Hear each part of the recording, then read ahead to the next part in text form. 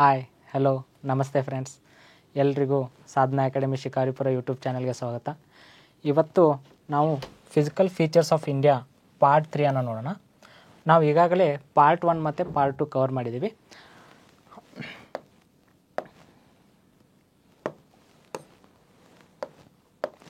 So part 1ಅಲ್ಲಿ ಏನು ನೋಡಿದ್ದೀವಿಪ್ಪ ಅಂತಂತಂದರೆ ನದರ್ನ್ ಪ್ಲೇನ್ಸನ್ನು cover ಮಾಡಿದ್ದೀವಿ ಮತ್ತು ನದರ್ನ್ ಮೌಂಟೇನ್ಸನ್ನು ಕವರ್ ಮಾಡಿದ್ದೀವಿ. ಪಾರ್ಟ್ 2 ಅಲ್ಲಿ ನದರ್ನ್ ಪ್ಲೇನ್ಸ್ ಮತ್ತು ಪೆನಿನ್ಸುಲರ್ ಪ್ಲೇಟ್ಯೂನ ಕವರ್ ಮಾಡಿದ್ದೀವಿ. ಇವಾಗ ಪಾರ್ಟ್ 3ಅಲ್ಲಿ ಏನು ಮಾಡೋಣ ಅಂತಂದರೆ ಇಂಡಿಯನ್ ಕೋಸ್ಟಲ್ ಪ್ಲೇನ್ಸ್ ಮತ್ತು ಗ್ರೇಟ್ ಇಂಡಿಯನ್ ಡೆಸರ್ಟ್ ಬಗ್ಗೆ ಕವರ್ ಮಾಡೋಣ. ಇದರಿಂದ ನಮ್ಮದು ಫಿಸಿಯೋಗ್ರಫಿಕ್ ಡಿವಿಷನ್ ಆಫ್ ಇಂಡಿಯಾ ಕವರ್ ಆಗಿಬಿಡುತ್ತೆ ಟೋಟಲಾಗಿ.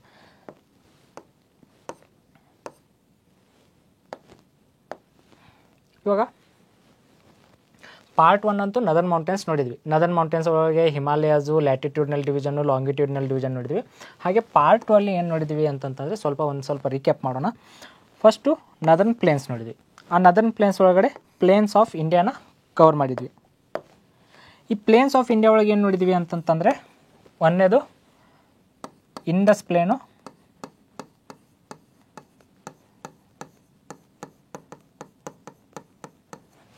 ಆಮೇಲೆ ಗಂಗಾ ಪ್ಲೇನು,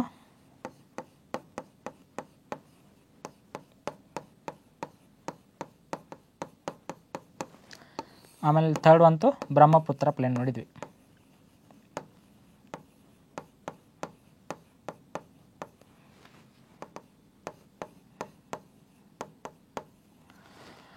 ಆಮೇಲೆ ಇಂಡಸ್ ಪ್ಲೇನ್ ಒಳಗಡೆ Gujarat plain,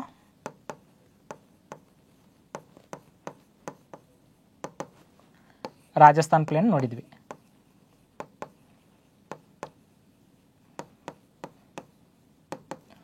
next Ganga plane ಏನಪ್ಪ ಅಂತಂದರೆ 3 ಡಿವಿಷನ್ ಮಾಡ್ತಾರೆ ಗಂಗಾ ಪ್ಲೇನ್ನ. ಒಂದನೇದು ಏನಪ್ಪ ಅಂದರೆ ಅಪ್ಪರ್ ಗಂಗಾ ಪ್ಲೇನು, ಎರಡನೇದು ಮಿಡಲ್ ಗಂಗಾ ಪ್ಲೇನು, ಮೂರನೇದು ಲೋವರ್ ಗಂಗಾ ಪ್ಲೇನ್.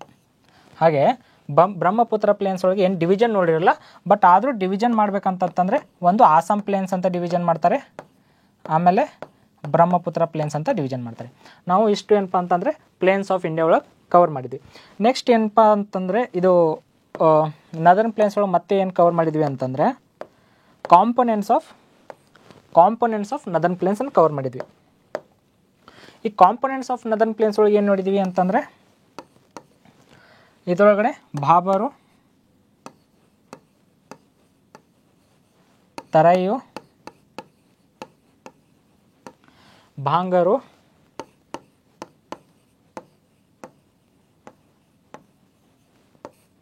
ಖದರು, ಆಮೇಲೆ ಲಾಸ್ಟ್ ಡಿವಿಷನ್ ಏನು ನೋಡಿದ್ವಿ ಅಂದರೆ ಡೆಲ್ಟಾ ನೋಡಿದ್ವಿ.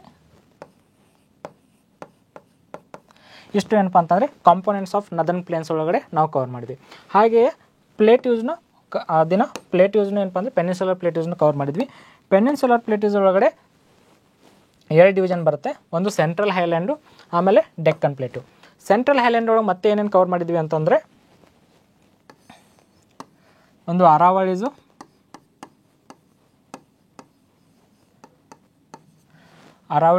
ಅರಾವಳಿಸ್ ಕವರ್ ಮಾಡಿದ್ವಿ. ನೆಕ್ಸ್ಟು ಮಾಲ್ವಾ ಪ್ಲೇಟು ಕವರ್ ಮಾಡಿದ್ವಿ.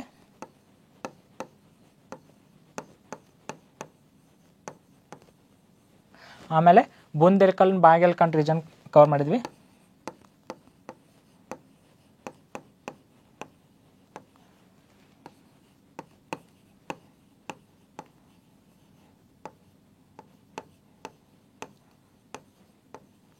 ನೆಕ್ಸ್ಟ್ ಏನು ಕವರ್ ಮಾಡಿದ್ವಿ ಅಂದರೆ ವಿಂಧ್ಯಾಸ್ ಮತ್ತು ಸತ್ಪುರಾಸ್ ಬಗ್ಗೆ ನೋಡಿದ್ವಿ.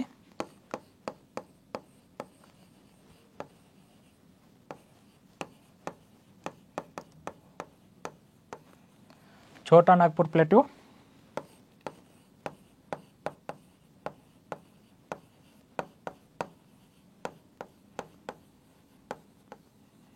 ಲಾಸ್ಟ್ ಏನು ನೋಡಿದ್ವಿ ಅಂತಂದರೆ ಮೇಘಾಲಯ ಪ್ಲೇಟು ಬಗ್ಗೆ ನೋಡಿದ್ವಿ.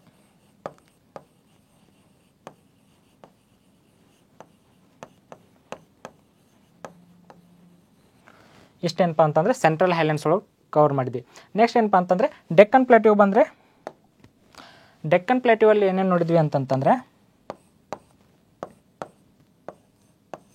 ಒಂದು ಕರ್ನಾಟಕ ಪ್ಲೇಟ್ಯೂ,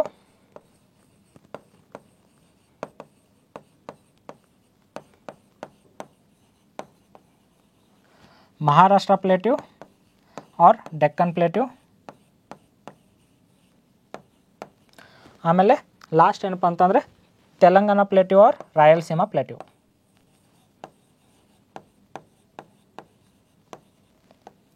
ಇಷ್ಟೇನು ಮಾಡಿದ್ವಿ ಅಂತಂತಂದರೆ ಲಾಸ್ಟ್ ಪಾರ್ಟ್ 2 ಅಲ್ಲಿ ಕವರ್ ಮಾಡಿದ್ವಿ. ಮತ್ತು ಪಾರ್ಟ್ 1 ಅಲ್ಲಿ ನದರ್ನ್ ಮೌಂಟೇನ್ಸ್ ಬಗ್ಗೆ ಡಿಟೇಲ್ಡಾಗಿ ನೋಡಿದ್ವಿ. ನೆಕ್ಸ್ಟ್ ಇವಾಗ ಏನು ಮಾಡೋಣ ಅಂತಂತಂದರೆ ನಾವು ಇಂಡಿಯನ್ ಕೋಸ್ಟಲ್ ಪ್ಲೇನ್ಸ್ ಇವತ್ತೇನೇನು ನೋಡೋಣ ಅಂತಂದರೆ ಇಂಡಿಯನ್ ಕೋಸ್ಟಲ್ ಪ್ಲೇನ್ಸ್, ಆಮೇಲೆ ಗ್ರೇಟ್ ಇಂಡಿಯನ್ ಡೆಸರ್ಟ್, ಇಷ್ಟು ಕವರ್ ಮಾಡಿ total physiographic division of India ಮೇಲೆ ಕೆಲವೊಂದು ಕ್ವಶನ್ಸ್ನ ನೋಡೋಣ. ಲಾಸ್ಟಿಗೆ ಕ್ವಶನ್ಸ್ನ ಸಾಲ್ವ್ ಮಾಡೋಣ. ಇಷ್ಟು ಅಂತಂದರೆ total physiographic division of India cover ಆಗುತ್ತೆ. ಪಾರ್ಟ್ 1, ಪಾರ್ಟ್ 2, ಪಾರ್ಟ್ 3 ಅನ್ನು ನಾವು ನೋಡಿದರೆ total physiographic division of India cover ಆಗುತ್ತೆ. ಲಾಸ್ಟಿಗೆ ಏನು ಮಾಡಪ್ಪ ಅಂದರೆ ಕೆಲವೊಂದು ಕ್ವಶನ್ಸ್ನ ನಾವು ಸಾಲ್ವ್ ಮಾಡೋಣ. ಸೊ ಇಂಡಿಯನ್ ಕೋಸ್ಟಲ್ ಪ್ಲೇನ್ಸ್ ಬಂತಂತಂದರೆ ನಮ್ಮ ಇಂಡಿಯಾಸ್ ಟೋಟಲ್ ಏರಿಯಾ ಏನಪ್ಪ ಅಂದರೆ 32,97,263 ಸ್ಕ್ವೇರ್ ಕಿಲೋಮೀಟರ್ ಇದೆ. ಇವಾಗ ನಾವು ಟೋಟಲ್ ಇಂಡಿಯಾ ಏರಿಯಾ ತೊಗೊಂಡ್ರೆ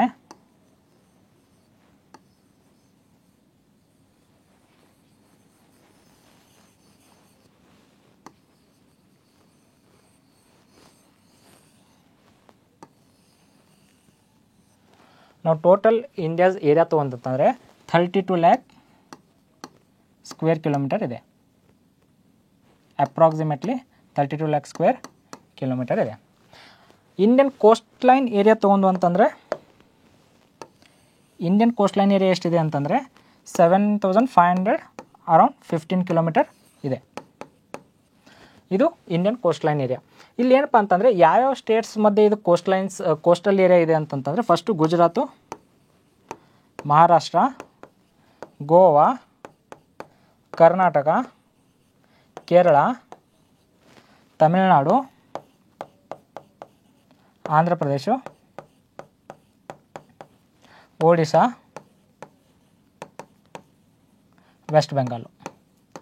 ಇಷ್ಟೇನಪ್ಪ ಅಂದರೆ ಇಷ್ಟು ಸ್ಟೇಟ್ಸ್ ಮಧ್ಯೆ ಏನಪ್ಪ ಅಂದರೆ ನಮ್ಮದು ಇಂಡಿಯನ್ ಕೋಸ್ಟಲ್ ಪ್ಲೇನ್ಸು ಡಿವೈಡ್ ಆಗಿದೆ. ಟೋಟಲ್ ಹೈಯೆಸ್ಟ್ ಕೋಸ್ಟಲ್ ಪ್ಲೇನ್ ಎಲ್ಲಿದೆ ಅಂತಂದರೆ ಗುಜರಾತಲ್ಲಿದೆ. Second highest total coastal plains ಎಲ್ಲಿದೆ ಅಂತಂದರೆ ಆಂಧ್ರ ಪ್ರದೇಶಲ್ಲಿದೆ. ಹಾಗೆ ನಾವು ಯೂನಿಯನ್ ಟೆರಿಟರೀಸ್ ತೊಗೊಂತಂತಂದರೆ ಹೈಯೆಸ್ಟ್ ಕೋಸ್ಟಲ್ ಪ್ಲೇನ್ಸ್ ಎಲ್ಲಿದೆ ಅಂತಂತಂದರೆ ಯೂನಿಯನ್ ಟೆರಿಟರೀಸ್ ಕನ್ಸಿಡರ್ ಮಾಡಿದರೆ ಹೈಯೆಸ್ಟು ಅಂಡಮಾನ್ ಆ್ಯಂಡ್ ನಿಕೋಬಾರಲ್ಲಿದೆ. ನೆಕ್ಸ್ಟು ಲಾಸ್ಟ್ ಸ್ಮಾಲೆಸ್ಟ್ ಎಲ್ಲಿದೆ ಅಂತಂದರೆ ದಮನ್ ಆ್ಯಂಡ್ ದಿಯುವಲ್ಲಿದೆ. ಇಷ್ಟೇನಪ್ಪ ಅಂದರೆ ಇದು facts related to Indian coastal plains ಮತ್ತು total geography of India and total coastal area of India. ಆಮೇಲೆ ಇದು ಟೋಟಲ್ 7515 ಅರೌಂಡ್ ಕಿಲೋಮೀಟರ್ ಇದೆಯಲ್ಲ, ಇದೆಷ್ಟು ಅಂತಂದರೆ ನಮ್ಮ ಟೋಟಲ್ ವರ್ಲ್ಡ್ ಒಳಗೆ ನೋಡಿದರೆ ವರ್ಲ್ಡ್ ಲಾರ್ಜೆಸ್ಟ್ ಕೋಸ್ಟಲ್ ಪ್ಲೇನು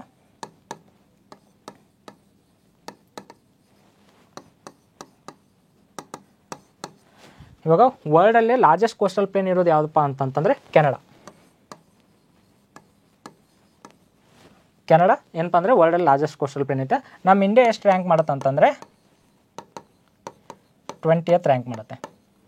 ಅಂದರೆ according to the area of the coastal plains ಮೇಲೆ ನಮ್ಮ ಇಂಡಿಯಾ 20th ರ್ಯಾಂಕ್ ಆಗುತ್ತೆ. ಆಮೇಲೆ ವರ್ಲ್ಡಲ್ಲಿ ಲಾರ್ಜೆಸ್ಟ್ ಕೋಸ್ಟಲ್ ಪ್ಲೇನ್ ಇರೋದು ಕೆನಡಾದಲ್ಲಿ. ನೋಡಿ, India's total area 32,97,263 square kilometre ಇದೆ. ಅದರೊಳಗಡೆ ಕೋಸ್ಟ್ ಲೈನ್ ಎಷ್ಟಿದೆ ಅಂತಂದರೆ 7516 ಅರೌಂಡ್ ಕಿಲೋಮೀಟರ್ ಇದೆ. India 20th place in terms of longest coast line in the world. Canada first ಆಗುತ್ತೆ. ಅಂದರೆ ಇಂಡಿಯಾ ಏನಪ್ಪ ಅಂದರೆ ಟೋಟಲ್ ಕೋಸ್ಟ್ ಲೈನ್ ಏರಿಯಾಸ್ ಒಳಗಡೆ 20th ಲಾಂಗೆಸ್ಟ್ ಇದೆ. ನೆಕ್ಸ್ಟು ಇದರಲ್ಲಿ ನಮ್ಮ ಇಂಡಿಯಾ ಒಳಗಡೆ ಕೋಸ್ಟ್ ಲೈನ್ ತೊಗೊಂಡ್ರೆ Gujarat having longest coast line, that is around 1214.4 kilometres. Next Goa ಏನಪ್ಪ ಅಂತಂದರೆ ಸ್ಮಾಲೆಸ್ಟ್ ಕೋಸ್ಟ್ ಲೈನ್ ಇದೆ. ಸ್ಟೇಟ್ ವೈಸ್ ನೋಡಿದರೆ ಇವೆರಡು ಸ್ಟೇಟ್ ವೈಸು, ಗುಜರಾತು ಸ್ಟೇಟು ಮತ್ತು ಗೋವಾ ಸ್ಟೇಟ್ ಏನಪ್ಪ ಅಂದರೆ ಗುಜರಾತು ಹೈಯೆಸ್ಟ್ ಕೋಸ್ಟ್ ಲೈನು, ಇದು Goa smallest coast line around 101 kilometres. ಅದೇ ಇಂಡಿಯಾ ಏನಪ್ಪ ಅಂದರೆ ಸೆಕೆಂಡ್ ಲಾರ್ಜೆಸ್ಟ್ ಕೋಸ್ಟ್ ಲೈನ್ ಎಲ್ಲಿ ಕಂಡು ಬರ್ತೀವಿ ಅಂದರೆ ಗುಜರಾತ್ ಆದ ತಕ್ಷಣ ಸೆಕೆಂಡ್ ಲಾರ್ಜೆಸ್ಟ್ ಎಲ್ಲಪ್ಪ ಅಂತಂದರೆ ಆಂಧ್ರ ಪ್ರದೇಶದಲ್ಲಿ ಕಂಡು ಬರುತ್ತೆ 973 kilometres. First Gujarat 1214.4 kilometres.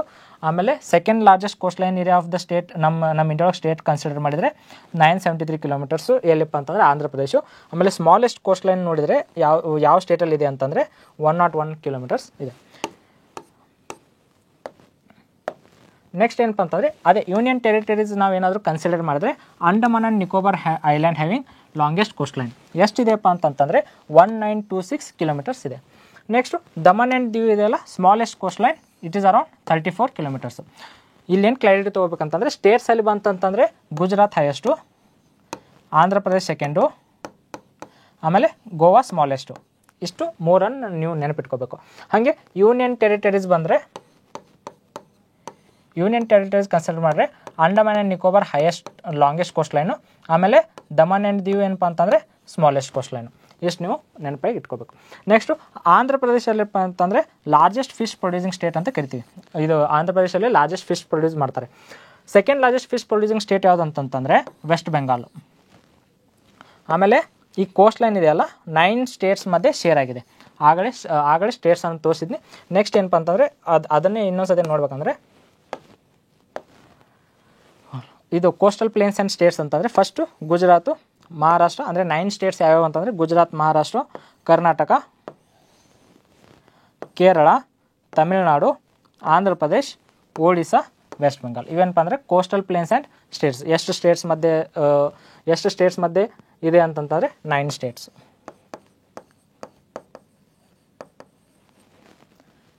Next ಇವಕ್ಕೆ ಈ ಕೋಸ್ಟ್ ಲೈನಿಗೆ ಬೇರೆ ಬೇರೆ ಹೆಸರಿಂದ ಕರೀತಾರೆ. ಫಾರ್ ಎಕ್ಸಾಂಪಲ್ ಇಲ್ಲಿಗೆ ಗುಜರಾತಲ್ಲಿರೋದಕ್ಕೆ ಕತಿಯಾವಾರ್ ಅಂತ ಕರೀತಾರೆ. ಅದನ್ನು ನೋಡೋಣ. ಇವಾಗ ನೇಮ್ಸ್ ಆಫ್ ದಿ ಕೋಸ್ಟ್ ಬಂತಂತಂದರೆ ಇದರಲ್ಲೇ ನಾವು ಏನು 2 ಡಿವಿಷನ್ ಬರುತ್ತೆ. ಒಂದು ಈಸ್ಟರ್ನ್ ಕೋಸ್ಟನ್ ಪ್ಲೇನ್ಸು, ಆಮೇಲೆ ವೆಸ್ಟರ್ನ್ ಕೋಸ್ಟನ್ ಪ್ಲೇನ್ಸು. ಈ ಈಸ್ಟರ್ನ್ ಕೋಸ್ಟನ್ ಪ್ಲೇನ್ಸು ವೆಸ್ಟರ್ನ್ ಕೋಸ್ಟನ್ ಪ್ಲೇನ್ಸ್ನು ಮತ್ತೆ ಡಿವೈಡ್ ಮಾಡ್ತಾರೆ. ಏನಂತ ಡಿವೈಡ್ ಮಾಡ್ತಾರೆ ಅಂದರೆ ಒಂದು ಈ ಗುಜರಾತ್ ರೀಜನಲ್ಲಿ ಇರೋದಕ್ಕೆ ಕತಿಯಾವಾರ್ ರೀಜನ್ ಅಂತ ಕತಿಯಾವಾರ್ ಕೋಸ್ಟ್ ಅಂತ ಕರೀತಾರೆ. ಆಮೇಲೆ ಇದು ಮಹಾರಾಷ್ಟ್ರ ಕರ್ನಾಟಕನ ಕನ್ಸಿಡರ್ ಮಾಡಿದ್ರೆ ಕೊಂಕನ್ ಕೋಸ್ಟ್ ಅಂತ ಕರೀತಾರೆ. ಆಮೇಲೆ ಕೇರಳ ರೀಜನ್ನು ಮತ್ತು ಸ್ಮಾಲ್ ಪಾರ್ಟ್ ಆಫ್ ಕರ್ನಾಟಕಗೆ ಮಲಬಾರ್ ಕೋಸ್ಟ್ ಅಂತ ಕರೀತಾರೆ. ಇದೇನಪ್ಪ ಅಂತಂದರೆ ವೆಸ್ಟರ್ನ್ ಕೋಸ್ಟಲ್ ಪ್ಲೇನ್ಸ್ ಇವು. ನೆಕ್ಸ್ಟು ಈಸ್ಟರ್ನ್ ಕೋಸ್ಟಲ್ ಪ್ಲೇನ್ಸ್ ಬಂತಂತಂದರೆ ಇದಕ್ಕೆ ತಮಿಳುನಾಡು ರೀಜನ್ನಿಗೆ ಕೋರಮಂಡಲ್ ಕೋಸ್ಟ್ ಅಂತ ಕರೀತಾರೆ. ಆಂಧ್ರ ಪ್ರದೇಶ್ ರೀಜನ್ನಲ್ಲಿರೋ ಕೋಸ್ಟಲ್ ಪ್ಲೇನ್ಸ್ಗೆ ಆಂಧ್ರ ಕೋಸ್ಟ್ ಅಂತ ಕರೀತಾರೆ. ಆಮೇಲೆ ಇಲ್ಲಿ ಒಡಿಶಾ ಮತ್ತು ವೆಸ್ಟ್ ಬೆಂಗಾಲ್ ರೀಜನ್ಗೆ ಬರೋದಕ್ಕೆ ಉತ್ಕಲ್ ಕೋಸ್ಟ್ ಅಂತ ಕರೀತಾರೆ. ಇದೇನಪ್ಪ ಅಂದರೆ ಈಸ್ಟರ್ನ್ ಕೋಸ್ಟಲ್ ಪ್ಲೇನ್ಸ್ ಮತ್ತು ವೆಸ್ಟರ್ನ್ ಕೋಸ್ಟಲ್ ಪ್ಲೇನ್ಸ್ ನಿಮಗೆ ಡಿಫ್ರೆನ್ಸ್ ಗೊತ್ತಿರಬೇಕು. ಇದೇ ಥರ ಕೇಳ್ತಾರೆ, which one of the following is related to eastern coastal plains or which one of the following is related to western coastal plains ಅಂತ ಹಿಂಗೆ ಡೈರೆಕ್ಟ್ ಕ್ವಶನ್ಸ್ ಬರುತ್ತೆ. ಅವಾಗ ಇಲ್ಲಿ ನೀವು ಕನ್ಫ್ಯೂಷನ್ ಮಾಡ್ಕೋಬಾರ್ದು. ಕಟಿಯಾವಾರ್ ಎಲ್ಲಿದೆ, ಆಮೇಲೆ ಕೊಂಕನ್ ಕೋಸ್ಟ್ ಎಲ್ಲಿದೆ, Malabar coast, Coromandel coast, Andhra coast, Utkal coast. ಇವೇನಪ್ಪ ಅಂದರೆ ಈಸ್ಟರ್ನ್ ಕೋಸ್ಟಲ್ ಪ್ಲೇನ್ಸು ಮತ್ತು ವೆಸ್ಟರ್ನ್ ಕೋಸ್ಟಲ್ ಪ್ಲೇನ್ಸ್. ಇವಾಗ ಪೋರ್ಟ್ಸ್ ಬಗ್ಗೆ ನೋಡೋಣ. ಇವಾಗ ಕೋಸ್ಟಲ್ ಪ್ಲೇನ್ಸ್ ಬಂದು ಅಂತಂದರೆ ಪೋರ್ಟ್ಸ್ ಅನ್ನೋದು ಒಂದು ಇಂಪಾರ್ಟೆಂಟ್ ಇನ್ಫ್ರಾಸ್ಟ್ರಕ್ಚರ್ ಆಗುತ್ತೆ. ಇಲ್ಲಿಂದ ಏನಪ್ಪ ಅಂತಂದರೆ import of goods, export of goods ಮಾಡ್ತಿರ್ತೀವಿ. ಅದಕ್ಕೆ ಪೋರ್ಟ್ಸ್ ಅನ್ನೋದು ಇದರಲ್ಲಿ. ಮತ್ತು ಪೋರ್ಟ್ಸಲ್ಲಿ ಏನಪ್ಪ ಅಂತಂದರೆ ಕೋಸ್ಟಲ್ ರೆಗ್ಯುಲೇಷನ್ ಝೋನು ಇದು ಇಂಪಾರ್ಟೆಂಟ್ ಟಾಪಿಕ್ ಇದರಲ್ಲಿ ಪೋರ್ಟ್ಸಲ್ಲಿ. ಅದನ್ನು ನಾವು ನೆಕ್ಸ್ಟ್ ಸ್ಲೈಡ್ಸಲ್ಲಿ ನೋಡೋಣ. ಫಸ್ಟು ಪೋರ್ಟ್ಸ್ ಅಂದರೆ ಏನು? Ports are coastal infrastructures. ಇದೇನಪ್ಪ ಅಂದರೆ ಎಲ್ಲಿ ಕೋಸ್ಟಲ್ ಏರಿಯಾ ಇದೆಯಲ್ಲ ಅಲ್ಲಿ ಇನ್ಫ್ರಾಸ್ಟ್ರಕ್ಚರ್ನ ಡೆವಲಪ್ ಮಾಡಿರ್ತಾರೆ. ಯಾಕೆ ಈ ಇನ್ಫ್ರಾಸ್ಟ್ರಕ್ಚರ್ ಡೆವಲಪ್ ಮಾಡಿರ್ತಾರಪ್ಪ ಅಂತಂದರೆ ಇದು importing and exporting goods or commodities. ಇದನ್ನು ಏನು ಮಾಡೋಕ್ಕೆ ಇದು ಇನ್ಫ್ರಾಸ್ಟ್ರಕ್ಚರ್ ಡೆವಲಪ್ ಮಾಡಿರ್ತಾರೆ ಅಂದರೆ ಇಂಪೋರ್ಟ್ ಮತ್ತು ಎಕ್ಸ್ಪೋರ್ಟ್ ಮಾಡೋಕ್ಕೆ ಇದು ಕೋಸ್ಟಲ್ ಇನ್ಫ್ರಾಸ್ಟ್ರಕ್ಚರ್ನ ಡೆವಲಪ್ ಮಾಡಿರ್ತಾರೆ. ಈ ಪೋರ್ಟ್ಸನ್ನು ಮತ್ತೆ 2 ಥರ ಕ್ಲಾಸಿಫೈ ಮಾಡ್ತಾರೆ. ಒಂದು major ports, minor ports. Major ಪೋರ್ಟ್ಸನ್ನ ಏನಪ್ಪ ಅಂತಂದರೆ ಯೂನಿಯನ್ ಲಿಸ್ಟಲ್ಲಿ ಬರುತ್ತೆ. ಇದು of 7th schedule of Indian constitution. Indian ಕಾನ್ಸ್ಟಿಟ್ಯೂಷನಲ್ಲಿ 7th ಶೆಡ್ಯೂಲಲ್ಲಿ union list, state list, concurrent list ಬರುತ್ತಲ್ಲ, ಆಮೇಲೆ ರೆಸಿಡ್ಯೂರಿ ಲಿಸ್ಟು, ಇದರಲ್ಲಿ ಇದು ಯೂನಿಯನ್ ಲಿಸ್ಟಲ್ಲಿ ಬರುತ್ತೆ. ಯೂನಿಯನ್ ಲಿಸ್ಟ್ ಬಂತಂದರೆ ಟೋಟಲ್ ಅಥಾರಿಟಿ ರೆಗ್ಯುಲೇಷನ್ ಮಾಡೋದು, ಮ್ಯಾನೇಜ್ ಮಾಡೋದು ಯಾರ ಕೈಯಲ್ಲಿ ಇರುತ್ತೆ ಅಂದರೆ ಯೂನಿಯನ್ ಕೈಯಲ್ಲಿ ಇರುತ್ತೆ. ಅದೇ in case of state subject ಏನಾದರೂ ಇರುತ್ತೆ ಅಂದರೆ ಟೋಟಲ್ ರೆಗ್ಯುಲೇಷನ್ ಆ್ಯಂಡ್ ಮ್ಯಾನೇಜ್ಮೆಂಟ್ ಏನಿರುತ್ತೆ ಅಂತಂದರೆ ಸ್ಟೇಟ್ ಅಥಾರಿಟಿ ಕೈಯಲ್ಲಿ ಇರುತ್ತೆ. ಹಾಗೆ ಕನ್ಕರೆಂಟ್ ಲಿಸ್ಟ್ ಬಂತಂತಂದರೆ ಇಲ್ಲಿ ಸ್ಟೇಟು ಏನಪ್ಪ ಅಂದರೆ ಲಾ ಮಾಡ್ಬೋದು, ಯೂನಿಯನ್ನು ಲಾ ಮಾಡ್ಬೋದು. ಇನ್ ತನ್ನ ಸ್ಟೇಟಲ್ಲಿ ಲಾ ಮಾಡಿದರೆ ಓಕೆ. ಆದರೆ ಇನ್ ಕೇಸ್ ಅಂದರೆ ಯೂನಿಯನ್ ಏನಾದರೂ ಅದೇ ಸಬ್ಜೆಕ್ಟ್ ಮೇಲೆ ಏನಾದರೂ ಲಾ ಮಾಡಿದರೆ ಏನಪ್ಪ ಅಂದರೆ ಯೂನಿಯನ್ ಲಾ ಪ್ರಿವೇಲ್ ಆಗುತ್ತೆ. ಸ್ಟೇಟ್ಗಿಂತನೂ ಯೂನಿಯನ್ ಲಾ ಪ್ರಿವೇಲ್ ಆಗುತ್ತೆ. ಇದು concurrent list. Residuary power total union ಕೈಲೇ ಇರುತ್ತೆ. Residuary power residuary list or residuary power total union ಕೈಲೇ ಇರುತ್ತೆ. ಇದೇನಪ್ಪ ಅಂದರೆ ಮೇಜರ್ ಪೋರ್ಟ್ಸ್ ಏನಾಗುತ್ತೆ ಅಂತಂದರೆ ಯೂನಿಯನ್ ಲಿಸ್ಟ್ ಇದೆ, ಅದಕ್ಕೆ central government is responsible for management and regulation of this ports. ಇದು ಮೇಜರ್ ಪೋರ್ಟ್ಸ್ ಅನ್ನೋದು ಯೂನಿಯನ್ ಲಿಸ್ಟ್ ಇರೋದ್ರಿಂದ ಇದನ್ನು ಯಾರು ಮ್ಯಾನೇಜ್ ಮಾಡ್ತಾರೆ ಅಂದರೆ ಯೂನಿಯನ್ ಗೌರ್ಮೆಂಟೇ, ಸೆಂಟ್ರಲ್ ಗೌರ್ಮೆಂಟೇ ಮ್ಯಾನೇಜ್ ಮಾಡುತ್ತೆ. ಆಮೇಲೆ ನಮ್ಮ ಟೋಟಲ್ ನಾವು ಇಂಡಿಯನ್ ಕನ್ಸಿಡರ್ ಮಾಡಿದರೆ ನಾವು ಎಕ್ಸ್ಪೋರ್ಟು ಇಂಪೋರ್ಟು ಮಾಡ್ತೀವಿ.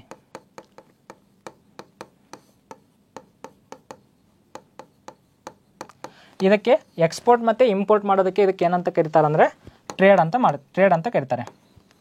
ನಮ್ಮ ಇಂಡಿಯಾದ ಟ್ರೇಡ್ 100% ಕನ್ಸಿಡರ್ ಮಾಡಿದರೆ 90% ಟ್ರೇಡ್ ಏನಾಗುತ್ತೆ ಅಂದರೆ ಸಿ ರೂಟಿಂದನೇ ಆಗುತ್ತೆ. ಅದಕ್ಕೆ 90% of India's trade takes place through marine roots. ಅದಕ್ಕೆ ಈ ಪೋರ್ಟ್ಸು ಮತ್ತು ಕೋಸ್ಟಲ್ ಪ್ಲೇನ್ಸು ಟಾಪಿಕ್ಕು ಇಂಪಾರ್ಟೆಂಟ್ ಆಗುತ್ತೆ.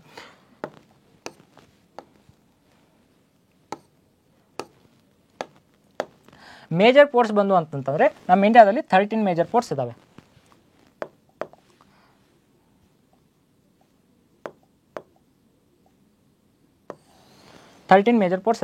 ಯಾವ್ಯಾವ ಅಂತಂತಂದರೆ ಒಂದು ಕಾನ್ಲಾ ಪೋರ್ಟು, ಇದಕ್ಕೆ ದೀನ್ ದಯಾಳ್ ಪೋರ್ಟ್ ಅಂತ ರೀನೇಮು ಮಾಡಿದ್ದಾರೆ. ನೆಕ್ಸ್ಟು ಮುಂಬೈ ಪೋರ್ಟು, ಆಮೇಲೆ ಜವಾಹರ್ಲಾಲ್ ನೆಹರು ಪೋರ್ಟು, ಇದಕ್ಕೆ ನವಶೇವಾ ಪೋರ್ಟ್ ಅಂತಲೂ ಕರೀತಾರೆ. ಇವೆರಡೂ ಇರೋದು ಮಹಾರಾಷ್ಟ್ರದಲ್ಲಿ. ನೆಕ್ಸ್ಟು ಮಾರ್ಮಗೋವಾ ಪೋರ್ಟು, ಇದು ಗೋವಾದಲ್ಲಿದೆ. ನೆಕ್ಸ್ಟ್ ಏನಪ್ಪ ಅಂತಂದರೆ ಕರ್ನಾಟಕದಲ್ಲಿ ನ್ಯೂ ಮಂಗಳೂರು ಪೋರ್ಟ್ ಇದೆ. ಅದೇ ಕೇರಳಕ್ಕೆ ಬಂದರೆ ಕೊಚ್ಚಿ ಪೋರ್ಟ್ ಇದೆ. ಆಮೇಲೆ ತಮಿಳ್ನಾಡಲ್ಲಿ 3 ಪೋರ್ಟ್ಸ್ ಇದ್ದಾವೆ. ಯಾವ್ಯಾವ 3 ಪೋರ್ಟ್ಸ್ ಅಂತಂತಂದರೆ ಟುಟಿಕೋರಿನ್ ಪೋರ್ಟು, ಚೆನ್ನೈ ಪೋರ್ಟು, ಆಮೇಲೆ ಎನ್ನೂರು ಪೋರ್ಟು. ಈ ಎನ್ನೂರು ಪೋರ್ಟಿಗೆ ಏನು ರಿನೇಮ್ ಮಾಡಿದ್ದಾರೆ ಅಂದರೆ ಕಾಮರಾಜ್ ಪೋರ್ಟ್ ಅಂತ ರಿನೇಮ್ ಮಾಡಿದ್ದಾರೆ. ಕಾಮರಾಜ್ ಪೋರ್ಟು ಇದು only corporate port in India. Corporate port ಅಂದರೆ ಪ್ರೈವೇಟಾಗಿ ಆ ಪೋರ್ಟನ್ನು ನಡೆಸ್ತಾರೆ. ನೆಕ್ಸ್ಟು ಆಂಧ್ರ ಪ್ರದೇಶಕ್ಕೆ ಬಂದರೆ ವಿಶಾಖಪಟ್ಟಣಂ ಪೋರ್ಟು, ಒಡಿಸ್ಸಾಗೆ ಬಂದರೆ ಪಾರಾದೀಪ್ ಪೋರ್ಟು, ಆಮೇಲೆ ವೆಸ್ಟ್ ಬೆಂಗಾಲ್ಗೆ ಕೋಲ್ಕತ್ತಾ ಆ್ಯಂಡ್ ಹಲ್ದಿಯಾ ಪೋರ್ಟ್ ಅಂತ ಬರುತ್ತೆ. ಇಲ್ಲಿ ಕೆಲವೊಂದು ಇತರದೇ ಆದಂಥ ಪೋರ್ಟ್ಗೆ ಇಂಪಾರ್ಟೆನ್ಸ್ ಇದೆ. ಫಾರ್ ಎಕ್ಸಾಂಪಲ್ ವಿಶಾಖಪಟ್ಟಣಂಗೆ it is a deep natural port ಅಂತ ಕರಿತೀವಿ.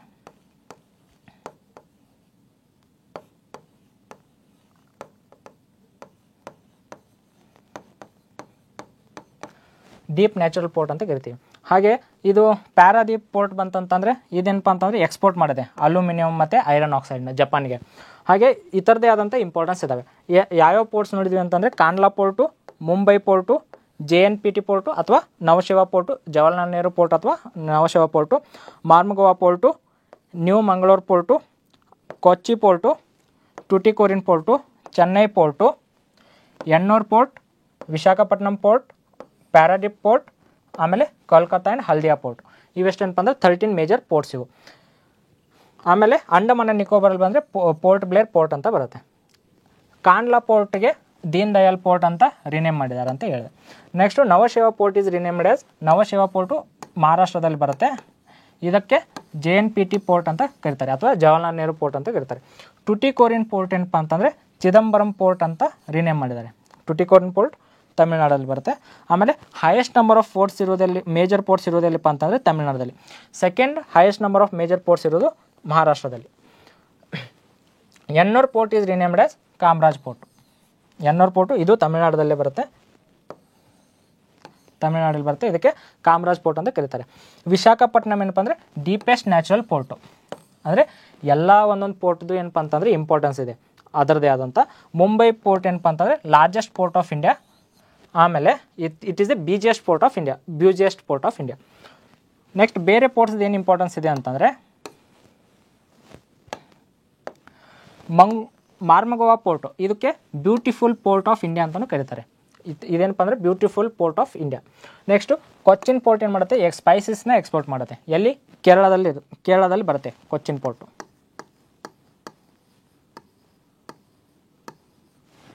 Mangaluru port export coffee and iron ore. Mangaluru port 2 ಕೆಲಸ ಮಾಡುತ್ತೆ. ಒಂದು ಎಕ್ಸ್ಪೋರ್ಟ್ ಮಾಡುತ್ತೆ, ಒಂದು ಇಂಪೋರ್ಟ್ ಮಾಡುತ್ತೆ. ಎಕ್ಸ್ಪೋರ್ಟ್ ಏನು ಮಾಡುತ್ತೆ ಅಂತಂದರೆ ಕಾಫಿ ಮತ್ತು ಐರನ್ ಓರು.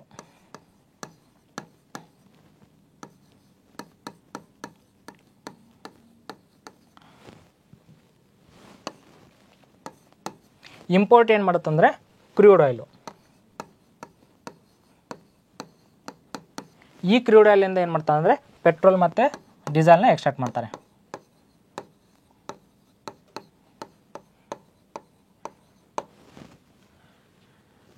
ನೆಕ್ಸ್ಟ್ ಹಲ್ದಿಯಾ ಪೋರ್ಟ್ ಬಂತಂತಂದರೆ ಅದಕ್ಕೆ only riverine port in India. Haldia port is the only riverine port in India located on the Hooghly river. ನಾವು ದಾಮೋದರ್ ವ್ಯಾಲಿ ಪ್ರಾಜೆಕ್ಟ್ ನೋಡುವಾಗ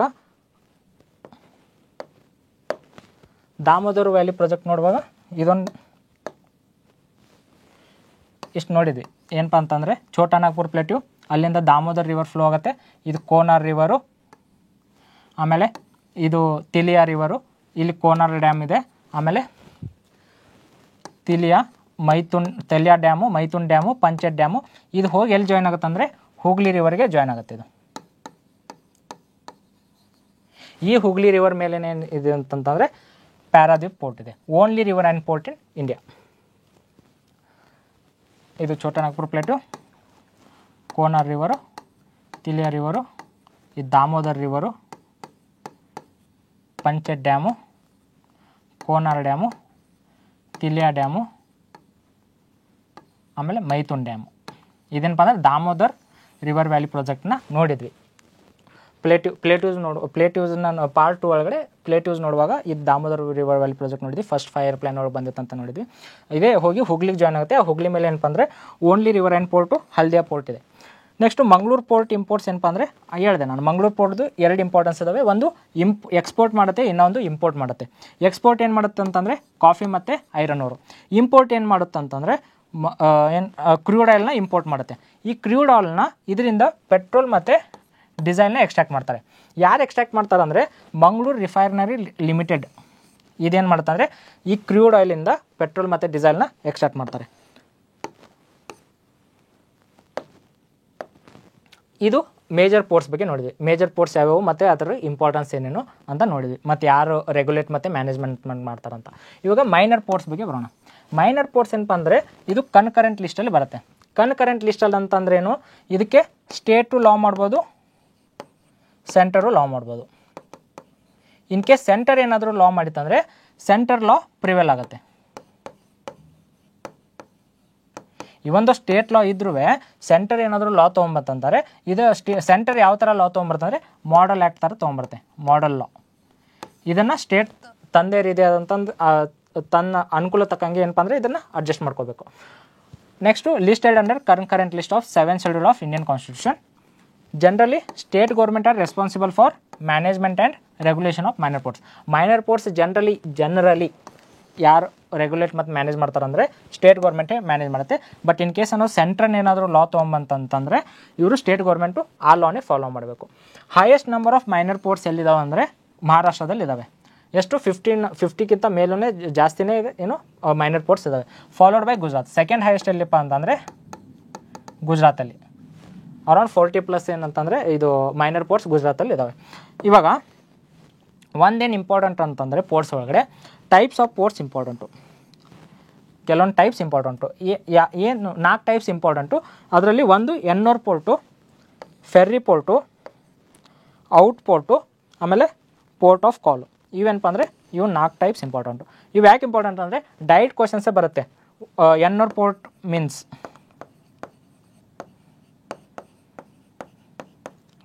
ಅಂದರೆ ಏನಂತ ಕೇಳ್ತಾರೆ. 4 ಆಪ್ಷನ್ ಕೊಡ್ತಾರೆ, ಅದರ ಡೆಫಿನೇಷನ್ ನಿಮಗೆ ಗೊತ್ತಿರಬೇಕು. ಅಥವಾ ಫೆರ್ರಿ ಪೋರ್ಟ್ ಅಂದರೆ ಏನಂತ ಕೇಳ್ತಾರೆ.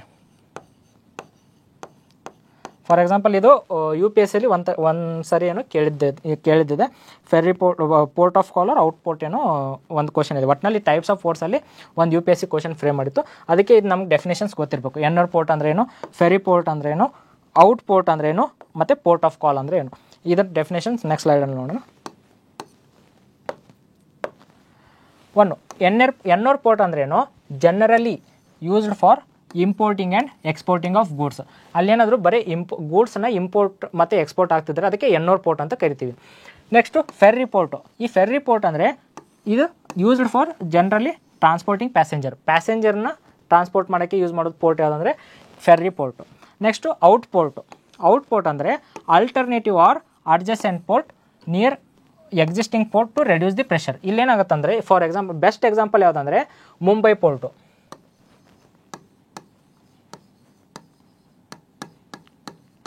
ಈ ಮುಂಬೈ ಪೋರ್ಟ್ ಪಕ್ಕನೇ ಏನು ಮಾಡಿದ್ದಾರೆ ಅಂತಂದರೆ ನವಶೇವಾ ಪೋರ್ಟ್ ಆರ್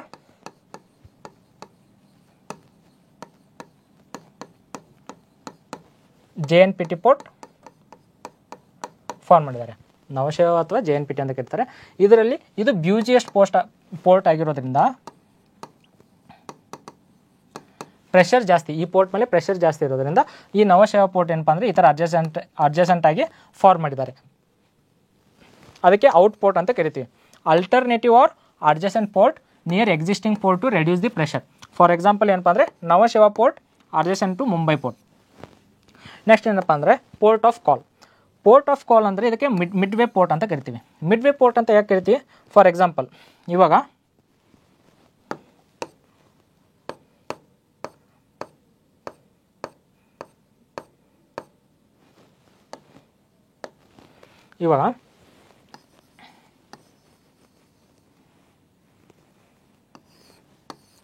ಇದು ನಾರ್ತ್ ಅಮೆರಿಕ ಅನ್ಕೊಳ್ಳಿ,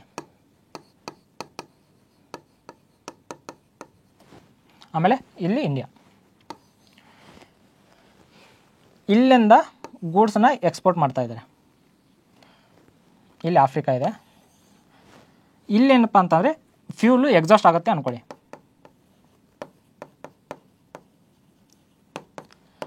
ಇಲ್ಲಿ ಒಂದು ಪೋರ್ಟನ್ನು ಕನ್ಸ್ಟ್ರಕ್ಟ್ ಮಾಡಿರ್ತಾರೆ, ಮಿಡ್ವೇ ಪೋರ್ಟ್ ಅಂತ. ಅಥವಾ ಎಲ್ಲಾದರೂ ಒಂದು ನೇಷನಲ್ಲೇ ಏನಪ್ಪ ಅಂತಾರೆ ಪೋರ್ಟನ್ನು ಕನ್ಸ್ಟ್ರಕ್ಟ್ ಮಾಡಿರ್ತಾರೆ. ಅದೇನು ಮಾಡುತ್ತೆ ಅಂತಂದರೆ ಇದು ಟೋಟಲ್ ಮರೈನಲ್ಲಿ ಫ್ಲೋಟಿಂಗ್ ಪೋರ್ಟ್ ಅಂತಾರೆ. ಇದು ಏನಪ್ಪ ಅಂದರೆ ಒಂದು ನೇಷನಲ್ಲಿ ಕನ್ಸ್ಟ್ರಕ್ಟ್ ಮಾಡೋದು. ಇಲ್ಲಿ ಏನಾದರೂ ಫ್ಲೂಯಲ್ ಎಕ್ಸಾಸ್ಟ್ ಆಯಿತು, ಇಲ್ಲಿ ಏನಾದರೂ ಪೋರ್ಟ್ ಕ್ರಿಯೇಟ್ ಮಾಡಿದರೆ ಇದಕ್ಕೆ ಏನಂತಂದರೆ ಪೋರ್ಟ್ ಆಫ್ ಕಾಲ್ ಅಂತ ಕರೀತಾರೆ. ಇದು ಇರೋದು ರೇರು, ಬಟ್ ಯಾವುದೋ ಒಂದು ನೇಷನಲ್ಲಿ ಕ್ರಿಯೇಟ್ ಮಾಡಿರ್ತಾರೆ. ಇದೇನು ಅದು ಬರೀ ಅದರದ್ದು ಕೆಲಸ ಏನಂದರೆ only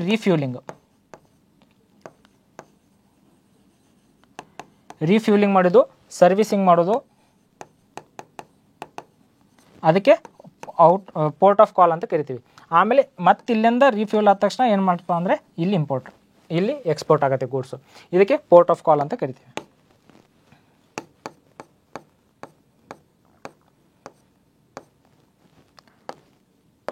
port of call also known as midway port. These are created on marine routes. ಅಂದರೆ ಮರೈನ್ ರೂಟ್ಸ್ ಅಂದರೆ ಯಾವ್ಯಾವ ರೂಟಲ್ಲಿ ಎಲ್ಲಿ ಕ್ರಿಯೇಟ್ ಮಾಡ್ಬೇಕಂತ ಅವ್ರು ಪ್ಲ್ಯಾನ್ ಮಾಡಿರ್ತಾರೆ, ಅಲ್ಲಿ ಕ್ರಿಯೇಟ್ ಮಾಡಿರ್ತಾರೆ. ಏನೋ ಆ ಥರದ್ದು ರೀಫ್ಯೂಲಿಂಗ್ ಆಯಿತು, ಸರ್ವಿಸಿಂಗ್ ಮಾಡೋದಾಯಿತು, ಅದ್ರ ಕೆಲಸ. ಅಂದರೆ ಮರೈನ್ ಫ್ಲೋಟಿಂಗ್ ಪೋರ್ಟ್ಸು ಮಾಡ್ಬೋದು ಅವರು, ಅಥವಾ ಒಂದು ನೇಷನಲ್ಲೇ ಮಾಡ್ಬೋದು. ಮ್ಯಾಕ್ಸಿಮಮ್ ಮಾಡೋದವರು ಒಂದು ನೇಷನಲ್ಲೇ ಮಾಡೋದು. ಅದನ್ನು ಪೋರ್ಟ್ ಆಫ್ ಕಾಲ್ ಅಂತ ಕರಿತೀವಿ.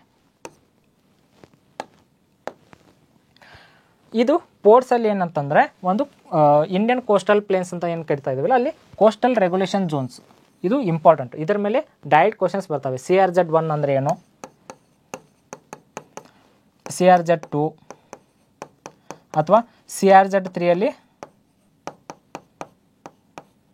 ಇಲ್ಲಿ 3A 3B ಕ್ವಶನ್ಸ್ ಹೆಂಗೆ ಫ್ರೇಮ್ ಮಾಡ್ತಾರೆ. ಇನ್ನೊಂದು CRZ4 ಬರುತ್ತೆ.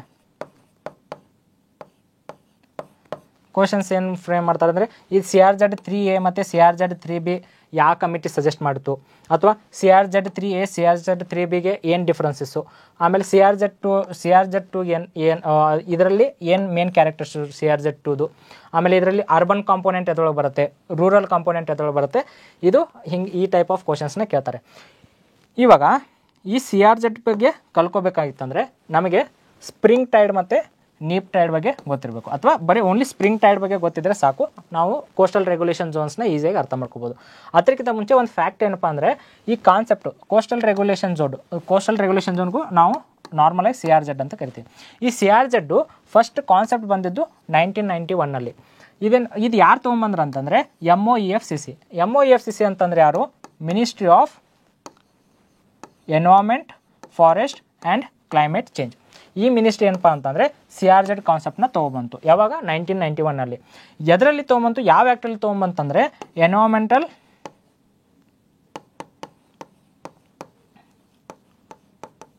ಪ್ರೊಟೆಕ್ಷನ್ ಆ್ಯಕ್ಟಲ್ಲಿ.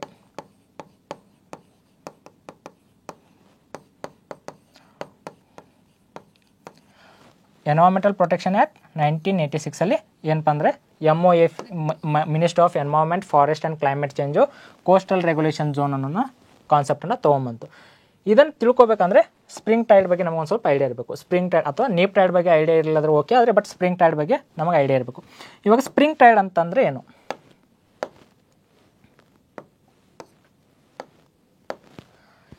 ಏನಾಗುತ್ತೆ, ಸನ್ನು,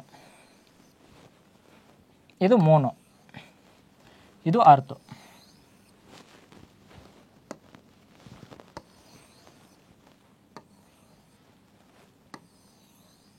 ಸನ್ನು, ಮೂನು, ಅರ್ತು. ಇದು ಎರಡು ಥರ ಪೊಸಿಷನಲ್ಲಿ ಬರ್ಬೋದು.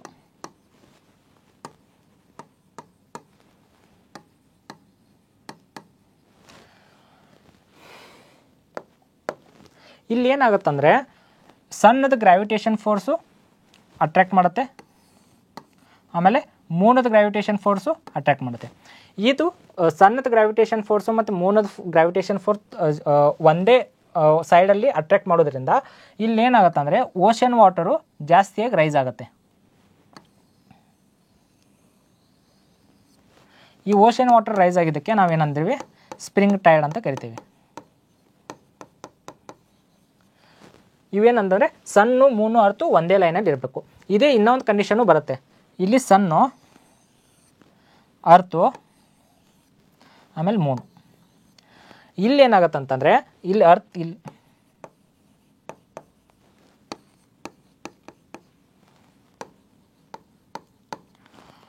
ಫಸ್ಟ್ ಕಂಡೀಷನಲ್ಲಿ ಏನಾಯಿತು, ಒಂದೇ ಲೈನಲ್ಲಿ ಇರೋದ್ರಿಂದ ಇದು ಸಣ್ಣದ ಗ್ರಾವಿಟೇಷನಲ್ ಫೋರ್ಸು ಮತ್ತು ಮೂನದ ಗ್ರಾವಿಟೇಷನಲ್ ಫೋರ್ಸ್ ಒಂದೇ ಸೈಡ್ ಆಫ್ ಅರ್ತ್ ಮೇಲೆ ಆ್ಯಕ್ಟ್ ಆಗೋದ್ರಿಂದ ಏನಪ್ಪ ಅಂತಂದರೆ ಸ್ಪ್ರಿಂಗ್ ಟೈಡ್ಸ್ ಫಾರ್ಮ್ ಆಗ್ತವೆ.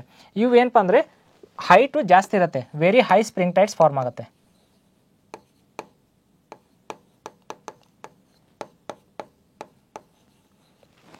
ಅದೇ ಇದು ಇಲ್ಲಿಯೂ ಕೂಡ ಏನಂತಂದರೆ ಸಣ್ಣ ಅರ್ಥ ಮೂಡು ಒಂದೇ ಲೀನಿಯರ್ ಲೈನಲ್ಲಿ ಇರೋದ್ರಿಂದ ಇಲ್ಲಿ ಸಣ್ಣದ ಗ್ರಾವಿಟೇಷನ್ ಫೋರ್ಸ್ ಆ್ಯಕ್ಟ್ ಆಗುತ್ತೆ.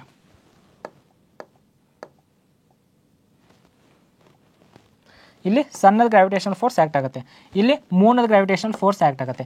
ಇಲ್ಲಿ ಏನಂತಂದರೆ ಎರಡು ಸ್ಪ್ರಿಂಗ್ ಟೈಡ್ಸ್ ಫಾರ್ಮ್ ಆಗ್ತವೆ.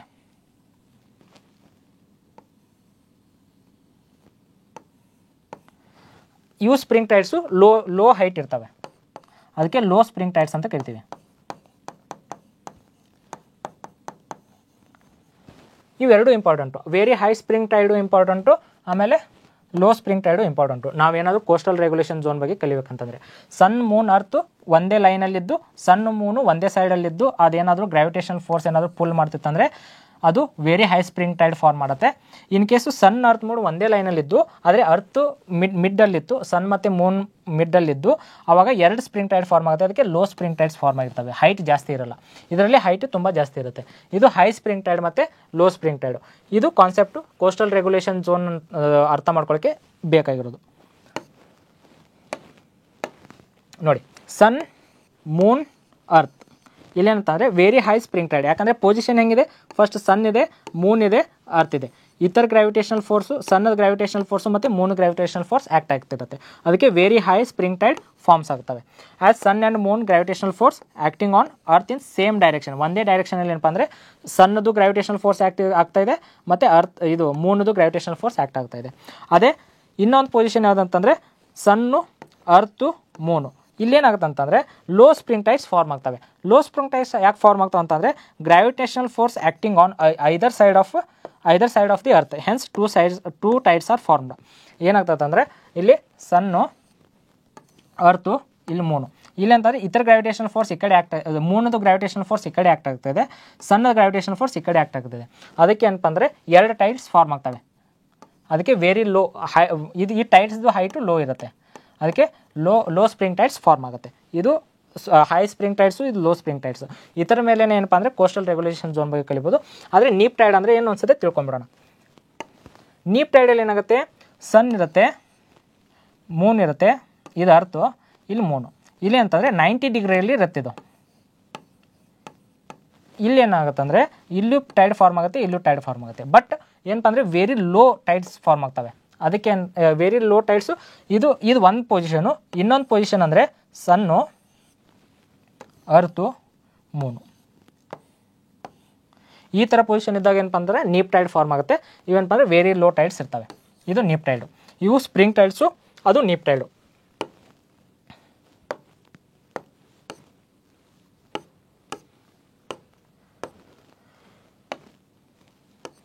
ಇವಾಗ ನೀವು ಕೇಳ್ಬೋದು ಏನು ಸ್ಪ್ರಿಂಗ್ ಟೈಡ್ ನೀಪ್ ಟೈಡ್ ಎದಕ್ಕೆ ನಾವು ನೋಡ್ತಾ ಇದ್ದೀವಿ ಕೋಸ್ಟಲ್ ರೆಗ್ಯುಲೇಷನ್ ಝೋನ್ ಬಗ್ಗೆ ತಿಳ್ಕೊಬೇಕಂದ್ರೆ ಸ್ಪ್ರಿಂಗ್ ಟೈಡ್ಸ್ ಯಾಕೆ ನೋಡ್ತಾ ಇದ್ದೀವಿ ಅಂತ.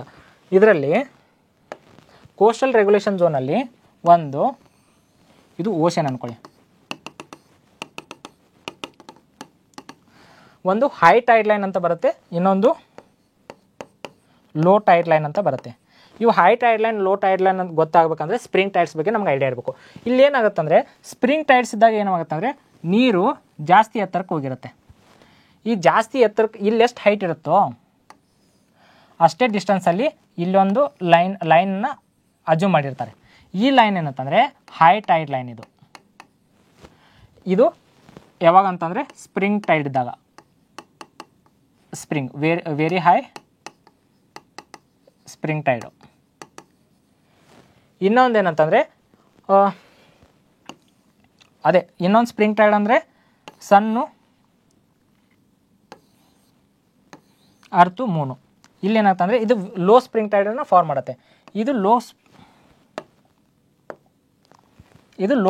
ಸ್ಪ್ರಿಂಗ್ ಟೈಡನ್ನು ಫಾರ್ಮ್ ಮಾಡುತ್ತೆ. ಈ height ಎಷ್ಟಿರುತ್ತೋ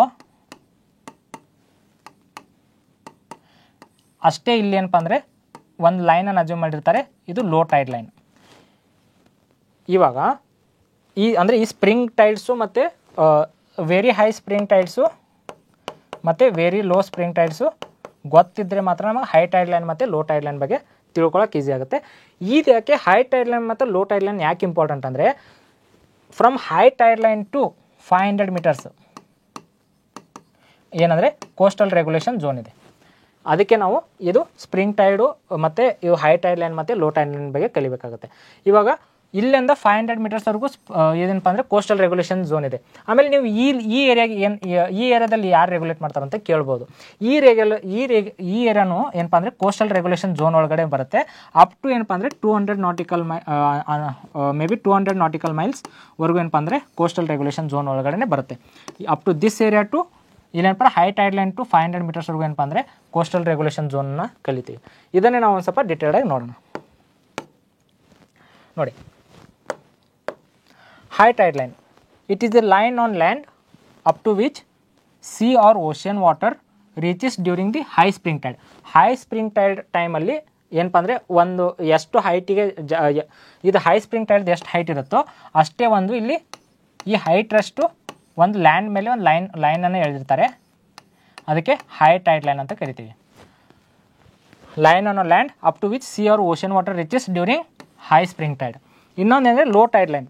it is the line on land up to which sea or ocean water reaches during low spring tide. Low spring tide ಇದ್ದಾಗ ನೀರು ಎಲ್ಲಿವರೆಗೂ ರೀಚ್ ಆಗುತ್ತೋ ಅದೇ ಒಂದು ಲೈನನ್ನು ಫಾರ್ಮ್ ಮಾಡಿರ್ತಾರೆ, ಅದು low tide line. High spring tide ಇರುವಾಗ ಈ ನೀರು ಎಲ್ಲಿವರೆಗೂ ಅಪ್ರೋಚ್ ಆಗಿರುತ್ತೆ ಅದನ್ನೇ ಒಂದು ಲೈನನ್ನು ಫಾರ್ಮ್ ಮಾಡಿರ್ತಾರೆ, ಇದು ಹೈ ಟೈಡ್ ಲೈನ್. ಇಷ್ಟು ಡಿಫ್ರೆನ್ಸ್ ಗೊತ್ತಿರಬೇಕು ನಿಮಗೆ. ನೆಕ್ಸ್ಟು ಇವಾಗ ಕೋಸ್ಟಲ್ ರೆಗ್ಯುಲೇಷನ್ ಝೋನ್ ಬಗ್ಗೆ ನೋಡೋಣ. ಕೋಸ್ಟಲ್ ರೆಗ್ಯುಲೇಷನ್ ಝೋನ್ ಅಂದರೆ 500 metres from high tide line. ಈ ಹೈ ಟೈಡ್ ಲೈನಿಂದ 500 ಮೀಟರ್ಸ್ ಏನಪ್ಪ ಅಂದರೆ ಕೋಸ್ಟಲ್ ರೆಗ್ಯುಲೇಷನ್ ಝೋನನ್ನು ನೋಡ್ತೀವಿ. High tide line is coastal regulation zone, but region between high tide line and low tide line also comes under CRZ. ಇದೇನಪ್ಪ ಅಂದರೆ high tide line ಮತ್ತು low tide line form ಆಗಿರುತ್ತಲ್ಲ, ಇಲ್ಲಿ high tide line ಮತ್ತು low tide line form ಆಗಿರುತ್ತಲ್ಲ, ಇದು high tide line, ಇದು low tide line. High tide line ಮತ್ತು ಲೋ ಟೈಡ್ ಲೈನ್ ಏನು ರೀಜನ್ ಇರುತ್ತಲ್ಲ ಅದು ಕೋಸ್ಟಲ್ ರೆಗ್ಯುಲೇಷನ್ ಝೋನ್ ಒಳಗಡೆ ಬರುತ್ತೆ. ಇದು ಆಗಲೇ ನೋಡಿರೋ ಪ್ರಕಾರ ಫಸ್ಟ್ ಟೈಮ್ ಯಾವಾಗ ತೊಗೊಂಬಂದ್ರೆ ಅಂದರೆ 1991 ಒಳಗೆ ತೊಗೊಂಬಂದರು. ಯಾರು? Ministry of environment, forest and climate change. ಯಾವ ಆ್ಯಕ್ಟಲ್ಲಿ ತೊಗೊಂಬಂದ್ರು ಅಂತಂದರೆ ಎನ್ವೈರ್ಮೆಂಟಲ್ ಪ್ರೊಟೆಕ್ಷನ್ ಆ್ಯಕ್ಟ್ 1986 ಒಳಗೆ ತೊಗೊಂಬಂದರು. ಯಾವ ಸೆಕ್ಷನಲ್ಲಿ ಅಂದರೆ ಸೆಕ್ಷನ್ 3 ತೊಗೊಂಬಂದರು. ಈ ಕೋಸ್ಟಲ್ ರೆಗ್ಯುಲೇಷನ್ ಝೋನ್ ಯಾಕೆ ಇಂಪಾರ್ಟೆಂಟ್ ಅಂದರೆ ಇದರ ಆಬ್ಜೆಕ್ಟಿವ್ ಏನಂದರೆ ಕನ್ಸರ್ವ್ ಕೋಸ್ಟಲ್ ಎಕೋಸಿಸ್ಟಮ್. ಏನಂತಂದರೆ ಕೋಸ್ಟಲ್ ಎಕೋಸಿಸ್ಟಮ್ನ ಕನ್ಸರ್ವ್ ಮಾಡೋಕ್ಕೆ ಮತ್ತು ಅದರ ಬಯೋಡೈವರ್ಸಿಟಿನ ಕನ್ಸರ್ವ್ ಮಾಡೋಕ್ಕೆ ಇದು ಕೋಸ್ಟಲ್ ರೆಗ್ಯುಲೇಷನ್ ಝೋನ್ನ ತೊಗೊಂಬಂದರು. ಈ ಕೋಸ್ಟಲ್ ರೆಗ್ಯುಲೇಷನ್ ಝೋನ್ನ ನಾಲ್ಕು ಡಿವೈಡ್ ಮಾಡ್ತಾರೆ. ಒಂದು coastal regulation zone 1, coastal regulation zone 2, coastal regulation zone 3, ಆಮೇಲೆ ಕೋಸ್ಟಲ್ ರೆಗ್ಯುಲೇಷನ್ ಝೋನ್ 4. ಇದೇನಪ್ಪ ಅಂದರೆ 4 ಕೋಸ್ಟಲ್ ರೆಗ್ಯುಲೇಷನ್ ಝೋನ್ನ 4 ಟೈಪ್ಸಲ್ಲಿ ಕ್ಯಾಟಗರೈಸ್ ಮಾಡ್ತಾರೆ. ಅವೇ ನಾವು ಡಿಟೇಲ್ಡಾಗಿ ನೋಡೋಣ. First coastal regulation zone 1.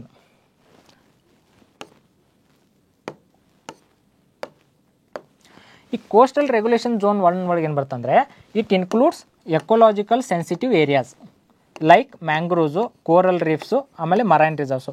ಇದು ಕೋಸ್ಟಲ್ ರೆಗ್ಯುಲೇಷನ್ ಝೋನ್ ಏನಂತಂದರೆ ಹೈ ಟೈಡ್ ಲೈನ್ ಮತ್ತು ಲೋ ಟೈಡ್ ಲೈನ್ ಮಧ್ಯೆ ಬರುತ್ತೆ. ಇದು ಇಲ್ಲೇನು ಮೇಜರ್ ಏನಿರುತ್ತೆ ಅಂತಂದರೆ ಮ್ಯಾಂಗ್ರೋವ್ಸ್ ಬರುತ್ತೆ, ಕೋರಲ್ ರೀಫ್ಸ್ ಬರುತ್ತೆ, ಆಮೇಲೆ ಮರೈನ್ ಪಾರ್ಕ್ಸ್ ಬರ್ತವೆ, ಮರೈನ್ ನ್ಯಾಷನಲ್ ಪಾರ್ಕ್ಸ್ ಆಗಲಿ, ಆಮೇಲೆ ಮರೈನ್ ರಿಸರ್ವ್ಸ್ ಆಗಲಿ, ಇವಕ್ಕೆ ಏನಪ್ಪ ಅಂದರೆ ಇವೆಲ್ಲ CRZ1 ಒಳಗೆ ಬರುತ್ತೆ. ಇಲ್ಲಿ ರಿವರ್ ಇದೆ. ಈ ರಿವರ್ ಏನಪ್ಪ ಅಂತಂದರೆ ಓಷನಲ್ಲಿ ಎಂಟರ್ ಆಗ್ತಾ ಇದೆ. ಇದು ಏನಪ್ಪ ಅಂದರೆ ರಿವರ್ ಸೈಡಲ್ಲಿ ಇದೆಯಲ್ಲ, ಇದು ಕೋಸ್ಟಲ್ ರೆಗ್ಯುಲೇಷನ್ ಝೋನ್ 1ನಲ್ಲಿ ಬರುತ್ತೆ. ಅಂದರೆ ಇದು ಫ್ರಮ್ ಹೈ ಟೈಡ್ ಲೈನಿಂದ 500 ಮೀಟರ್ಸ್ ಇಷ್ಟು CRZ ಲೈನು. ಆ CRZ ಲೈನ್ ಒಳಗಡೆ ಏನಾದರೂ ರಿವರು ಓಷನ್ ಒಳಗೆ ಎಂಟ್ರಿ ಆಗ್ತಿತ್ತಂದರೆ ಅಲ್ಲಿರೋ ಸೈಡು ಕೂಡ ಕೋಸ್ಟಲ್ ರೆಗ್ಯುಲೇಷನ್ ಝೋನ್ 1 ಒಳಗೆ ಬರುತ್ತೆ. ಇದು ಕೋಸ್ಟಲ್ ರೆಗ್ಯುಲೇಷನ್ ಝೋನ್ 1 ಏನಪ್ಪ ಅಂದರೆ ಲಾರ್ಜ್ಲಿ ಏನಪ್ಪ ಅಂದರೆ ಹೈ ಟೈಡ್ ಲೈನ್ ಮತ್ತು ಲೋ ಟೈಡ್ ಲೈನ್ ಮಧ್ಯೆ ಇರೋದಕ್ಕೆ ಕೋಸ್ಟಲ್ ರೆಗ್ಯುಲೇಷನ್ ಝೋನ್ 1 ಅಂತ ಕರಿತೀವಿ. Next coastal regulation zone 2. It includes developed coastal urban areas. ಇಲ್ಲೇನಂತಂದರೆ ಇವಾಗ ಇದೇ ಡಯಾಗ್ರಾಮಲ್ಲಿ ನೋಡ್ಬೋದು ನೀವು, ಇದು ಟೋಟಲ್ ಡೆವಲಪ್ಡ್ ಏರಿಯಾ ಕಾಣ್ತಾ ಇದೆ. ಆಮೇಲೆ ಇದು ಟೋಟಲ್ ಅಂದರೆ ಸೆಮಿ ಅರ್ಬನ್ ಅಥವಾ ರೂರಲ್ ಏರಿಯಾ ಥರ ಕಾಣ್ತಾ ಇದೆ, ಯಾಕಂದರೆ ಜಾಸ್ತಿ ಮನೆಗಳು ಹಟ್ಸಿದ್ದಾವೆ, ಅದಕ್ಕೆ ಇದು ರೂರಲ್ ಏರಿಯಾ ಥರ ಕಾಣ್ತಾ ಇದೆ. ಇದು ಅರ್ಬನ್ ಏರಿಯಾ ಥರ ಕಾಣ್ತಾ ಇದೆ. ಈ ಕೋಸ್ಟಲ್ ರೆಗ್ಯುಲೇಷನ್ ಝೋನ್ ಒಳಗೆ ಏನು ಬರುತ್ತೆ ಅಂದರೆ ಟೋಟಲಿ ಡೆವಲಪ್ಡ್ ಏರಿಯಾ ಇರುತ್ತಲ್ಲ, ಈ ಝೋನ್ ಬರುತ್ತೆ.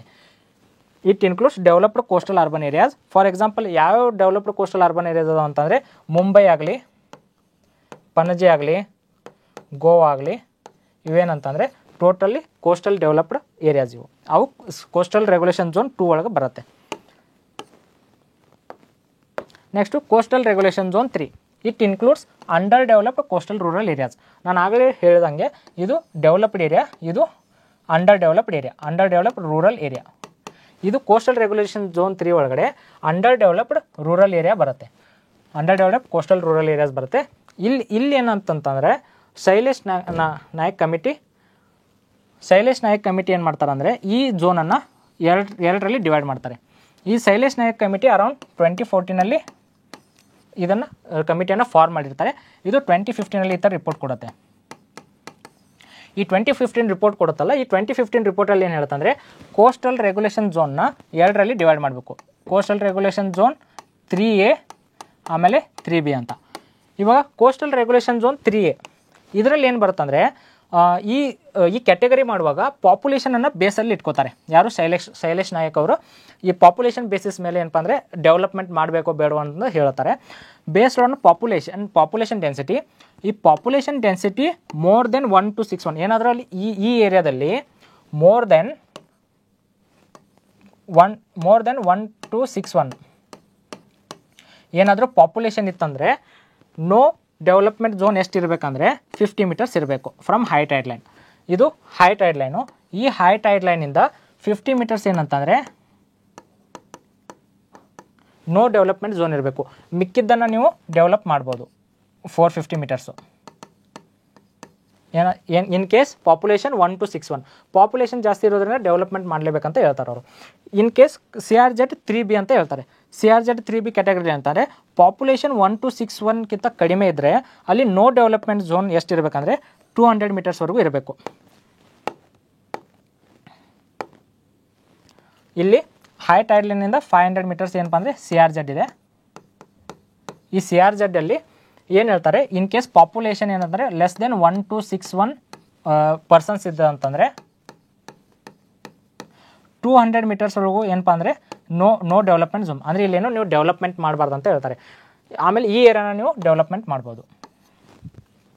ಇದು CRZ3B.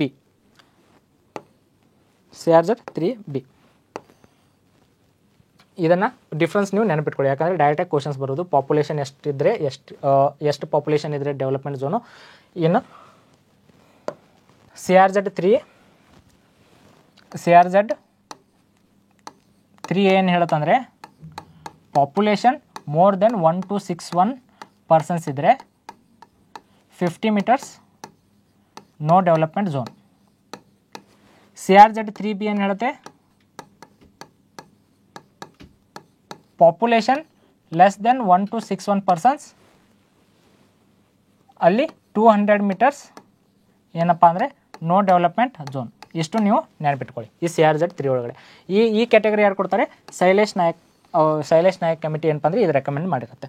ನೆಕ್ಸ್ಟು CRZ4 ಬರುತ್ತೆ. CRZ4 ಏನಂತಂದರೆ it includes 12 nautical miles area from low tide line towards sea. ಇವಾಗ ಇಲ್ಲಿಂದ ಆಗಲೇ ನಾನು 200 ನಾಟಿಕಲ್ ಮೈನ್ಸ್ ಅಂದೆ, ಅದು ಎಕ್ಸ್ಕ್ಲೂಸಿವ್ ಎಕಾನಮಿಕ್ ಝೋನ್ ಒಳಗೆ ಬರುತ್ತೆ. ಇಲ್ಲೇನಂತಂದರೆ ಲೋ ಟೈಡ್ ಲೈನ್ನಿಂದ 12 ನಾಟಿಕಲ್ ಮೈನ್ಸ್ ಏನಂತಂದರೆ 12 ಟುವರ್ಡ್ಸ್ ಸಿ ಇತ್ತಂದರೆ ಅದಕ್ಕೆ CRZ4 ಅಂತ ಕರಿತೀವಿ. ಅಂದರೆ ಕೋಸ್ಟಲ್ ರೆಗ್ಯುಲೇಷನ್ ಝೋನ್ 4 ಒಳಗೆ ಬರುತ್ತೆ. ನೋಡಿ ಒಂದ್ಸತಿ ಗ್ಲಾನ್ಸ್ ಮಾಡೋಣ. CRZ1 ಏನಂತಂದರೆ ಲೋ ಟೈಡ್ ಲೈನ್ ಮತ್ತು ಹೈ ಟೈಡ್ ಲೈನ್ ಒಳಗೆ ಬರುತ್ತೆ CRZ1. ಆಮೇಲೆ ಇನ್ ಕೇಸ್ ಏನಾದರೂ ರಿವರ್ ಏನಾದರೂ ಈ CRZ ಝೋನಲ್ಲಿ ಬಂದು ಏನಾದರೂ ಓಷನ್ಗೆ ಎಂಟ್ರಿ ಆಗ್ತೈತೆ ಅಂದರೆ ಆ ಥರದ್ದು ಕೋಸ್ಟಲ್ ಫಾರ್ಮ್ ಏನಿರುತ್ತಲ್ಲ ಅದು ಏನಪ್ಪ ಅಂದರೆ CRZ1 ಒಳಗೆ ಬರುತ್ತೆ. ನೆಕ್ಸ್ಟು CRZ2 ಏನು ಬರುತ್ತೆ? ಟೋಟಲಿ ಅರ್ಬನ್ಡ್ ಏರಿಯಾ ಅಂದರೆ ಡೆವಲಪ್ಡ್ ಅರ್ಬನ್ ಏರಿಯಾ ಬರುತ್ತೆ. ಇಲ್ಲಿ ಮುಂಬೈ ಆಯಿತು, ಆಮೇಲೆ ಪಣಜಿ ಎರಡು ಎಕ್ಸಾಂಪಲ್ ನೋಡಿದ್ವಿ. ನೆಕ್ಸ್ಟು CRZ3 ಏನಂತಂದರೆ ಅಂಡರ್ ಡೆವಲಪ್ಡ್ ರೂರಲ್ ಏರಿಯಾಸ್ ಬರುತ್ತೆ. ಅಂಡರ್ ಡೆವಲಪ್ಡ್ ರೂರಲ್ ಏರಿಯಾಸ್ಗಳಿಗೂ ಮತ್ತೆ 2 ಕ್ಯಾಟಗರಿ ಮಾಡ್ತಾರೆ, CRZ3A ಮತ್ತು CRZ3B ಅಂತ. CRZ3A ಏನು ಹೇಳುತ್ತೆ? 1261 ಪಾಪ್ಯುಲೇಷನ್ಗಿಂತ ಜಾಸ್ತಿ ಇತ್ತಂತಂದರೆ ಅಲ್ಲಿ ನೋ ಡೆವಲಪ್ಮೆಂಟ್ ಝೋನ್ 50 ಮೀಟರ್ಸ್ ಅಷ್ಟೇ ಇರಬೇಕು, ಅಂದರೆ 50 ಮೀಟರ್ ಅಷ್ಟೇ ನೀವೇನು ಡೆವಲಪ್ಮೆಂಟ್ ಮಾಡಬಾರ್ದು ಅಂತ. ನೆಕ್ಸ್ಟು CRZ3B ಏನು ಹೇಳುತ್ತಂದರೆ ಇನ್ ಕೇಸ್ ಪಾಪ್ಯುಲೇಷನ್ ಏನಪ್ಪ ಅಂದರೆ ಲೆಸ್ ದೆನ್ 1261 ಏನಪ್ಪ ಅಂತಂದರೆ ಕಿಲೋಮೀಟರ್ ಇರುತ್ತಂದರೆ 200 ಮೀಟರ್ ಏನಪ್ಪ ಅಂದರೆ ನೋ ಡೆವಲಪ್ಮೆಂಟ್ ಝೋನ್ ಇರುತ್ತೆ. ನೆಕ್ಸ್ಟು CRZ4 ಏನಂತಂದರೆ ಲೋ ಟೈಡ್ ಲೈನಿಂದ 12 ನಾಟಿಕಲ್ ಮೈಲ್ಸ್ ಟುವರ್ಡ್ಸ್ ಸಿ ಏನಂತಂದರೆ ಇದು CRZ4 ಒಳಗೆ ಬರುತ್ತೆ. ಇಷ್ಟೇನಪ್ಪ ಅಂದರೆ CRZ1, CRZ2, CRZ3, CRZ4 ಇದನ್ನು ನೀವು ನೆನಪಿಟ್ಕೊಳ್ಳಿ, ಯಾಕಂದರೆ ಡೈರೆಕ್ಟ್ ಕ್ವಶನ್ಸ್ ಫ್ರೇಮ್ ಮಾಡೋದು ಚಾನ್ಸಸ್ ಇಲ್ಲಿ ಇರುತ್ತೆ. ಆಮೇಲೆ ಯಾವ ಕಮಿಟಿ ಅಂದರೆ ಶೈಲೇಶ್ ನಾಯಕ್ ಕಮಿಟಿ ಅಂತ ನೆನಪಿಟ್ಕೊಳ್ಳಿ. ಇನ್ನೊಂದು ಕಮಿಟಿನೂ ಬರುತ್ತೆ, ಡಾಕ್ಟರ್ ಸ್ವಾಮಿನಾಥನ್ ಕಮಿಟಿ ಬರುತ್ತೆ.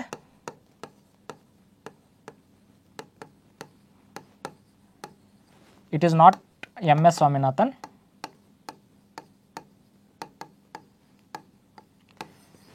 It is just doctor Swaminathan committee ಇದು ಬರುತ್ತೆ. ನೆಕ್ಸ್ಟು ಅದನ್ನು ನೋಡೋಣ ಯಾವ ಅವ್ರೇನು ರೆಕಮೆಂಡ್ ಮಾಡ್ತಾರಂತ. Next for conservation of CRZ, ಈ CRZನ ಕನ್ಸರ್ವ್ ಮಾಡೋಕ್ಕೆ ಗೌರ್ಮೆಂಟ್ ಆಫ್ ಇಂಡಿಯಾ ಏನು ಮಾಡುತ್ತೆ? 2 ಕಮಿಟಿಯನ್ನು ಫಾರ್ಮ್ ಮಾಡುತ್ತೆ. ಫಸ್ಟು ಡಾಕ್ಟರ್ ಸ್ವಾಮಿನಾಥನ್ ಕಮಿಟಿಯನ್ನು ಫಾರ್ಮ್ ಮಾಡುತ್ತೆ. ಯಾವ ಫಾರ್ಮ್ ಮಾಡುತ್ತೆ? 2011 ಫಾರ್ಮ್ ಮಾಡ್ತಾರೆ.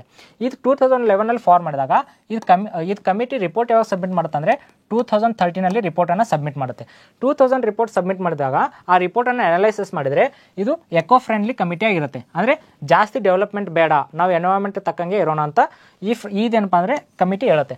ನೆಕ್ಸ್ಟು ನೆಕ್ಸ್ಟ್ ಇಯರ್ ಅವಾಗ ಏನು ಮಾಡ್ತಾರೆ? 2014 ಶೈಲೇಶ್ ನಾಯಕ್ ಕಮಿಟಿನ ಫಾರ್ಮ್ ಮಾಡ್ತಾರೆ. ಈ ಶೈಲೇಶ್ ನಾಯಕ್ ಕಮಿಟಿ ಏನು ಹೇಳುತ್ತಂದರೆ ಡೆವಲಪ್ಮೆಂಟ್ ಫ್ರೆಂಡ್ಲಿ ಕಮಿಟಿ ಇರುತ್ತೆ. ಅಂದರೆ ಅದು ಫಾರ್ ಎಕ್ಸಾಂಪಲ್ ಇವಾಗ ನಾವು ಕೋಸ್ಟಲ್ ರೆಗ್ಯುಲೇಷನ್ ಝೋನ್ 3A ಅಂತ 3 ಒಳಗಡೆ 3A 3B ನೋಡಿದ್ವಲ್ಲ, ಇಷ್ಟರ ಮಟ್ಟಿಗೆ ಡೆವಲಪ್ಮೆಂಟ್ ಆಗಬೇಕು ಮತ್ತು ಇಷ್ಟರ ಮಟ್ಟಿಗೆ ಡೆವಲಪ್ಮೆಂಟ್ ಆಗಬಾರ್ದು ಅಂತ ಇದು ಶೈಲೇಶ್ ನಾಯಕ್ ಕಮಿಟಿ ಹೇಳುತ್ತೆ. ಇದಕ್ಕೆ ಡೆವಲಪ್ಮೆಂಟ್ ಫ್ರೆಂಡ್ಲಿ ಕಮಿಟಿ ಅಂತ ಕರೀತಾರೆ. ಆಮೇಲೆ ಸ್ವಾಮಿನಾಥನ್ ಕಮಿಟಿಗೆ ಎಕೋ ಫ್ರೆಂಡ್ಲಿ ಕಮಿಟಿ ಅಂತ ಕರೀತಾರೆ. ನೆಕ್ಸ್ಟು ಈ ಶೈಲೇಶ್ ನಾಯಕ್ ಕಮಿಟಿಯನ್ನು ಮೇಜರ್ ರೆಕಮೆಂಡೇಷನ್ ಏನೇನು ಕೊಟ್ಟಿರ್ತಾರೆ ಅಂದರೆ ಒಂದು ನ್ಯೂ ಪೋರ್ಟ್ ಕನ್ಸ್ಟ್ರಕ್ಷನು, ಅಂದರೆ ಹೊಸದಾಗಿ ಪೋರ್ಟನ್ನು ಕನ್ಸ್ಟ್ರಕ್ಟ್ ಮಾಡಬೇಕಂತ ಹೇಳ್ತಾರೆ. ಸೆಕೆಂಡ್ ಏನಂತಂದರೆ ಪೋರ್ಟ್ ಮಾಡರ್ನೈಸೇಷನ್, ಇವಾಗ ಪ್ರೆಸೆಂಟಲ್ಲಿ ಇರೋ ಪೋರ್ಟ್ಸನ್ನು ನಾವೇನಪ್ಪ ಅಂದರೆ ಮಾಡರ್ನ್ ಟೆಕ್ನಾಲಜಿ ಯೂಸ್ ಮಾಡಿ ಮಾಡರ್ನ್ ಮಾಡಬೇಕಂತ ಹೇಳ್ತಾರೆ. Next port led development,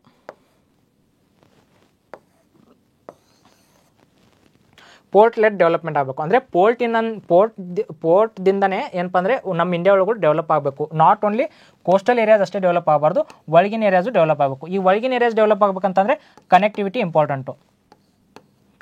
important, ಆಮೇಲೆ ಸ್ಟೇಷನ್ಸ್ ಇಂಪಾರ್ಟೆಂಟು, ರಿವರೈನ್ ಸ್ಟೇಷನ್ಸು, ಆಮೇಲೆ ರಿವರ್ ಪೋರ್ಟ್ಸ್ ಇಂಪಾರ್ಟೆಂಟು. ಅಂದರೆ ರಿವರ್ ಒಳಗೂ ನಾವು ಪೋರ್ಟನ್ನು ಸ್ಥಾಪಿಸಬೇಕಂತ ಹೇಳ್ತಾರೆ. ಪೋರ್ಟ್ ಲೆಡ್ ಡೆವಲಪ್ಮೆಂಟ್ ಇರಬೇಕಂತ ಹೇಳ್ತಾರೆ. ಈ ಪೋರ್ಟಿಂದ ಬರೀ ಕೋಸ್ಟಲ್ ಏರಿಯಾಸ್ ಅಷ್ಟೇ ಡೆವಲಪ್ ಆಗಬಾರ್ದು, ಬಟ್ ಇಂಡಿಯಾ ಒಳಗೂ ಡೆವಲಪ್ ಆಗಬೇಕಂತ ಹೇಳ್ತಾರೆ. ನೆಕ್ಸ್ಟು ಕೋಸ್ಟಲ್ ಕಮ್ಯುನಿಟಿ ಡೆವಲಪ್ಮೆಂಟ್, ಈ ಕೋಸ್ಟಲ್ ಏರಿಯಾ ಒಳಗೆ ಯಾರ್ಯಾರು ಕಮ್ಯುನಿಟಿ ಇದಾರಲ್ಲ ಈ ಕಮ್ಯುನಿಟಿನೂ ನಾವು ಡೆವಲಪ್ ಮಾಡಬೇಕು. ಇವರು ಶೈಲೇಶ್ ನಾಯಕ್ ಕಮಿಟಿದು 4 ಮೇಜರ್ ರೆಕಮೆಂಡೇಷನ್ಸು. ಈ 4 ಮೇಜರ್ ರೆಕಮೆಂಡೇಷನ್ಸ್ ಮೇಲೆ ಗೌರ್ಮೆಂಟ್ ಆಫ್ ಇಂಡಿಯಾ ಏನು ಮಾಡುತ್ತೆ ಅಂದರೆ 2015 ಸಾಗರ್ಮಾಲಾ ಪ್ರಾಜೆಕ್ಟ್ ಅಂತ ತೊಗೊಂಡ್ಬರುತ್ತೆ.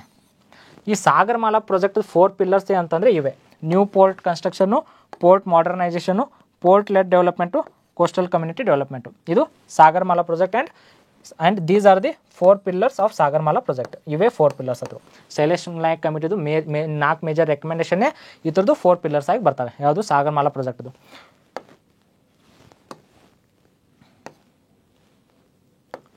ಇದು ಏನಪ್ಪ ಅಂತಂದರೆ ಇಂಡಿಯನ್ ಕೋಸ್ಟಲ್ ಪ್ಲೇನ್ಸ್ ಮತ್ತು ಪೋರ್ಟ್ಸ್ ಬಗ್ಗೆ ನಾವು ಡಿಟೇಲ್ಡಾಗಿ ನೋಡಿದ್ವಿ. ನೆಕ್ಸ್ಟ್ ಏನಂತಂದರೆ ಇಂಡಿಯನ್ ಐಲ್ಯಾಂಡ್ಸ್ ಬಗ್ಗೆ ನೋಡೋಣ. ಇಂಡಿಯನ್ ಐಲ್ಯಾಂಡ್ಸ್ ಬಗ್ಗೆ ನೋಡ್ಬೇಕಂತಂದರೆ Andaman and Nicobar island, Lakshadweep islands,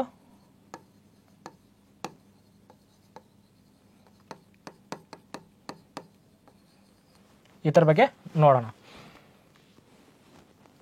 region or land surrounded by water from all 4 sides. ಯಾವುದೋ ಒಂದು ರೀಜನ್ನು ಅಥವಾ ಏರಿಯಾ ಅದಕ್ಕೇನಾದರೂ ಸುತ್ತುವರಿ ನೀರಿತ್ತಂತಂದರೆ ಅದಕ್ಕೆ ಐಲ್ಯಾಂಡ್ ಅಂತ ಕರಿತೀವಿ.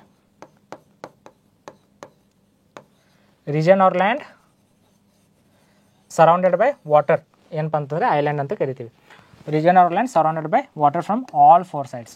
ಆಮೇಲೆ ಇದಕ್ಕೆ ಆರ್ಕಿಪೆಲಾಗೋ ಅಂತ ಬರುತ್ತೆ. Group of island is known as archipelago. ಇವಾಗ ಗ್ರೂಪ್ ಆಫ್ ಐಲ್ಯಾಂಡ್ ಅಂತಂದರೆ ಇವಾಗ ಇಂಡೋನೇಷ್ಯಾ ಅಂತ ಒಂದು ಎಕ್ಸಾಂಪಲ್ ತೊಗೊಂಡ್ರೆ ಅಲ್ಲಿ 4 to 5 ಗ್ರೂಪ್ ಆಫ್ ಐಲ್ಯಾಂಡ್ಸ್ ಇದ್ದಾವೆ. ಏನಪ್ಪ ಅಂದರೆ ಸುಮಾತ್ರಾ, ಜಾವಾ, ಬಾಲಿ, ಆಮೇಲೆ ಬಾರ್ನಿಯೋ ಅಂತ ಬರುತ್ತೆ. ಆದರೆ ಈ ಐಲ್ಯಾಂಡ ಮೂರು ಕಂಟ್ರೀಸ್ ಮಧ್ಯೆ ಡಿವಿಷನ್ ಇದೆ. ಆದರೆ ಅದ್ರ ಒಂದು ಪಾರ್ಟ್ ಏನಪ್ಪ ಅಂದರೆ ಇಂಡೋನೇಷ್ಯಾದು ಇದೆ. ಅದಕ್ಕೆ ಇವೇನಪ್ಪ ಅಂದರೆ ಇಷ್ಟೆಲ್ಲ ಏನು ಕಂಟಿನ್ಯೂಸ್ ಆಗಿರೋದಕ್ಕೆ ಇದಕ್ಕೆ ಆರ್ಕಿಪೆಲಾಗೋ ಅಂತ ಕರಿತೀವಿ. ಹಾಗೆಯೇ group of island is known as archipelago. India consist of 2 archipelago. ನಮ್ಮ ಇಂಡಿಯಾ ಒಳಗೂ ಆರ್ಕಿಪೆಲಾಗೋಗಳು ಇವೆ. ಅವು ಯಾವ ಅಂತಂತಂದರೆ ಒಂದು ಅಂಡಮಾನ್ ಆ್ಯಂಡ್ ನಿಕೋಬಾರ್ ಆರ್ಕಿಪೆಲಾಗೋ, ಆಮೇಲೆ ಲಕ್ಷದ್ವೀಪ್ ಆರ್ಕಿಪೆಲಾಗೋ. ಈ Andaman and Nicobar group of islands ಅಥವಾ ಆರ್ಕಿಪೆಲಾಗೋದಲ್ಲಿ 572 ಐಲ್ಯಾಂಡ್ಸ್ನ ಕಂಡು ಬರುತ್ತೆ. ಆಮೇಲೆ ಲಕ್ಷದ್ವೀಪ್ ಆರ್ಕಿಪೆಲಾಗೋಲ್ಲಿ 36 ಐಲ್ಯಾಂಡ್ಸ್ನ ಕಂಡು ಬರುತ್ತೆ. ಇದು ಮೊದಲು 1 lakhs ಟುಗೆದರ್ ಐಲ್ಯಾಂಡ್ಸ್ ಇದು, ಬಟ್ ಎಲ್ಲ ಸಬ್ಮರ್ಜ್ ಆಗಿರೋದ್ರಿಂದ ಇವಾಗ 36 ಪ್ರೆಸೆಂಟ್ ಐಲ್ಯಾಂಡ್ಸ್ ಇದ್ದಾವೆ. ಇದು archipelago, Andaman group of archipelago ಮತ್ತು ಲಕ್ಷದ್ವೀಪ್ ಆರ್ಕಿಪೆಲಾಗೋಸ್. ಇವಾಗ ಅಂಡಮಾನ್ ಗ್ರೂಪ್ ಆಫ್ ಐಲ್ಯಾಂಡ್ಸಲ್ಲಿ 4 ಐಲ್ಯಾಂಡ್ಸ್ ಇಂಪಾರ್ಟೆಂಟಾಗಿ ಬರ್ತವೆ. ಯಾವುವು? North Andaman, Middle Andaman, South Andaman, Little Andaman. Largest of all the islands ನಮ್ಮ ಇಂಡಿಯಾ ಒಳಗಡೆ ಅಂಡಮಾನ್ ಆ್ಯಂಡ್ ನಿಕೋಬಾರ್ ಐಲ್ಯಾಂಡ್ ಇದೆ, ಲಕ್ಷದ್ವೀಪ್ ಇದೆ. ಇದರಲ್ಲಿ ಏನಪ್ಪ ಅಂತಂದರೆ ಮತ್ತೆ 4 ಬರ್ತವೆ, 1 2 3 4. ಆಮೇಲೆ ನಿಕೋಬಾರದಲ್ಲಿ 3 ಬರ್ತವೆ, 3 ಐಲ್ಯಾಂಡ್ಸ್ ಬರ್ತವೆ. ಲಕ್ಷದ್ವೀಪಲ್ಲಿ 3 ಬರ್ತವೆ. ಇವೆಲ್ಲ ಮೇಜರ್ ಐಲ್ಯಾಂಡ್ಸು. ಈ ಮೇಜರ್ ಐಲ್ಯಾಂಡ್ಸ್ ಒಳಗಡೆ ಲಾರ್ಜೆಸ್ಟ್ ಐಲ್ಯಾಂಡ್ ಯಾವುದಪ್ಪ ಅಂತಂದರೆ ಮಿಡಲ್ ಅಂಡಮಾನು. ಈ middle Andaman is the largest island of Indian islands. ಆಮೇಲೆ ಸೌತ್ ಅಂಡಮಾನ್, ನಾವೀಗ capital city of Andaman and Nicobar port Blair ಅಂತ ಏನು ಕರಿತೀವಲ್ಲ, ಈ ಪೋರ್ಟ್ ಬ್ಲೇರ್ ಎಲ್ಲಿದೆ ಅಂತಂದರೆ ಸೌತ್ ಅಂಡಮಾನ್ದಲ್ಲಿದೆ. ಇದು Little Andaman, southern of Andaman islands. ಇದು Andaman group of island. Next Nicobar group of island. Nicobar group of ಐಲ್ಯಾಂಡಲ್ಲಿ Car Nicobar, Little Nicobar, Great Nicobar. ಇದಕ್ಕೆ ನಾನು ಹೆಂಗೆ ನೆನಪಿಟ್ಕೋತಿದ್ದೆ ಅಂದರೆ ಕಾರ್ ಈಸ್ ಲಿಟಲ್,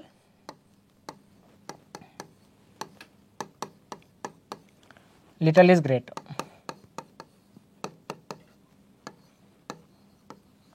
ಅಂದರೆ ಫಾರ್ ಎಕ್ಸಾಂಪಲ್ ನಾವು ನ್ಯಾನೋ ಕಾರ್ ಅಂತಲೇ ನೆನಪಿಟ್ಕೊತಿದ್ವಿ. Car is little but little is great. ಯಾಕೆ ಗ್ರೇಟ್ ಅಂತಂದರೆ ಇದೆಲ್ಲ ಮಿಡಲ್ ಕ್ಲಾಸ್ ಫ್ಯಾಮಿಲಿಗೆ ಅಫೋರ್ಡೆಬಲ್ ಇರೋದಂದರೆ ಗ್ರೇಟ್ ಇರೋದು. ಅದಕ್ಕೆ car is little, little is great. Car Nicobar, Little Nicobar, Great Nicobar. In case ನೀವು ಕ್ರೋನಾಲಜಿಕಲಿ ಆರ್ಡರಲ್ಲಿ ನೆನಪಿಟ್ಕೋತೀವಿ ಅಂತಂದರೆ ಇದನ್ನು ನೀವು ನೆನಪಿಟ್ಕೋದು. Car is little, little is great. Next among all these islands Middle Andaman is largest island. ಆಗಲೇ ನಾನು ಹೇಳಿದೆ Andaman and Nicobar group of island ಮತ್ತು ಲಕ್ಷದ್ವೀಪ್ ಗ್ರೂಪ್ ಆಫ್ ಐಲ್ಯಾಂಡಲ್ಲಿ ತೊಗೊಂಡ್ರೆ ಮಿಡಲ್ ಅಂಡಮಾನ್ ಏನಪ್ಪ ಅಂತಂದರೆ ಲಾರ್ಜೆಸ್ಟ್ ಐಲ್ಯಾಂಡ್, ಇದು largest island of India. Next Great Nicobar is the southern most island of India. ಇದು Great Nicobar ಅಲ್ಲ, southern most island of India, southern most island of India and largest island of Nicobar group of island. ಬರೀ ನಾವು Nicobar group of island ತೊಗೊಂಡ್ರೆ Great Nicobar ದೊಡ್ಡದು. Car Nicobar, Little Nicobar, Great ನಿಕೋಬಾರ್ದಲ್ಲಿ ಯಾವ island ದೊಡ್ಡದು ಅಂತಂದರೆ Great Nicobar. Total islands of India ಒಳಗೆ ತೊಗೊಂಡ್ರೆ ಯಾವುದಂದರೆ ಮಿಡಲ್ ಅಂಡಮಾನ್ ದೊಡ್ಡದು. Next Indira Point is located in Great Nicobar. ನಾವೇನು southern most point of India ಏನಪ್ಪ ಅಂದರೆ ಇಂದಿರಾ ಪಾಯಿಂಟ್ ಅಂತ ಕರಿತೀವಲ್ಲ,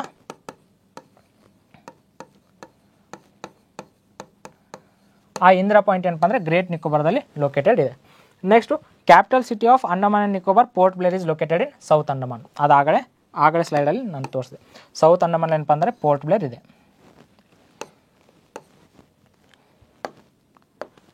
ಇಲ್ಲಿ ಏನಪ್ಪ ಅಂತಂದರೆ Andaman and Nicobar group of islands ಆಗಲಿ ಲಕ್ಷದ್ವೀಪ್ ಗ್ರೂಪ್ ಆಫ್ ಐಲ್ಯಾಂಡ್ಸಲ್ಲಿ ಆಗಲಿ ಅದರಲ್ಲಿ ಚಾನಲ್ಸ್ ಇಂಪಾರ್ಟೆಂಟು. ಅಂದರೆ 6 degree channels, 10 degree channel, 8 degree channel, 9 degree channel, 11 degree channel, ಯಾವ್ಯಾವ ಚಾನಲು ಏನೇನು ಸಪ್ರೇಟ್ ಮಾಡೋದು ಅನ್ನೋದು ಸಪ್ರೇಟ್ ಮಾಡುತ್ತೆ ಅನ್ನೋದು ಇಂಪಾರ್ಟೆಂಟು. ಇವಾಗ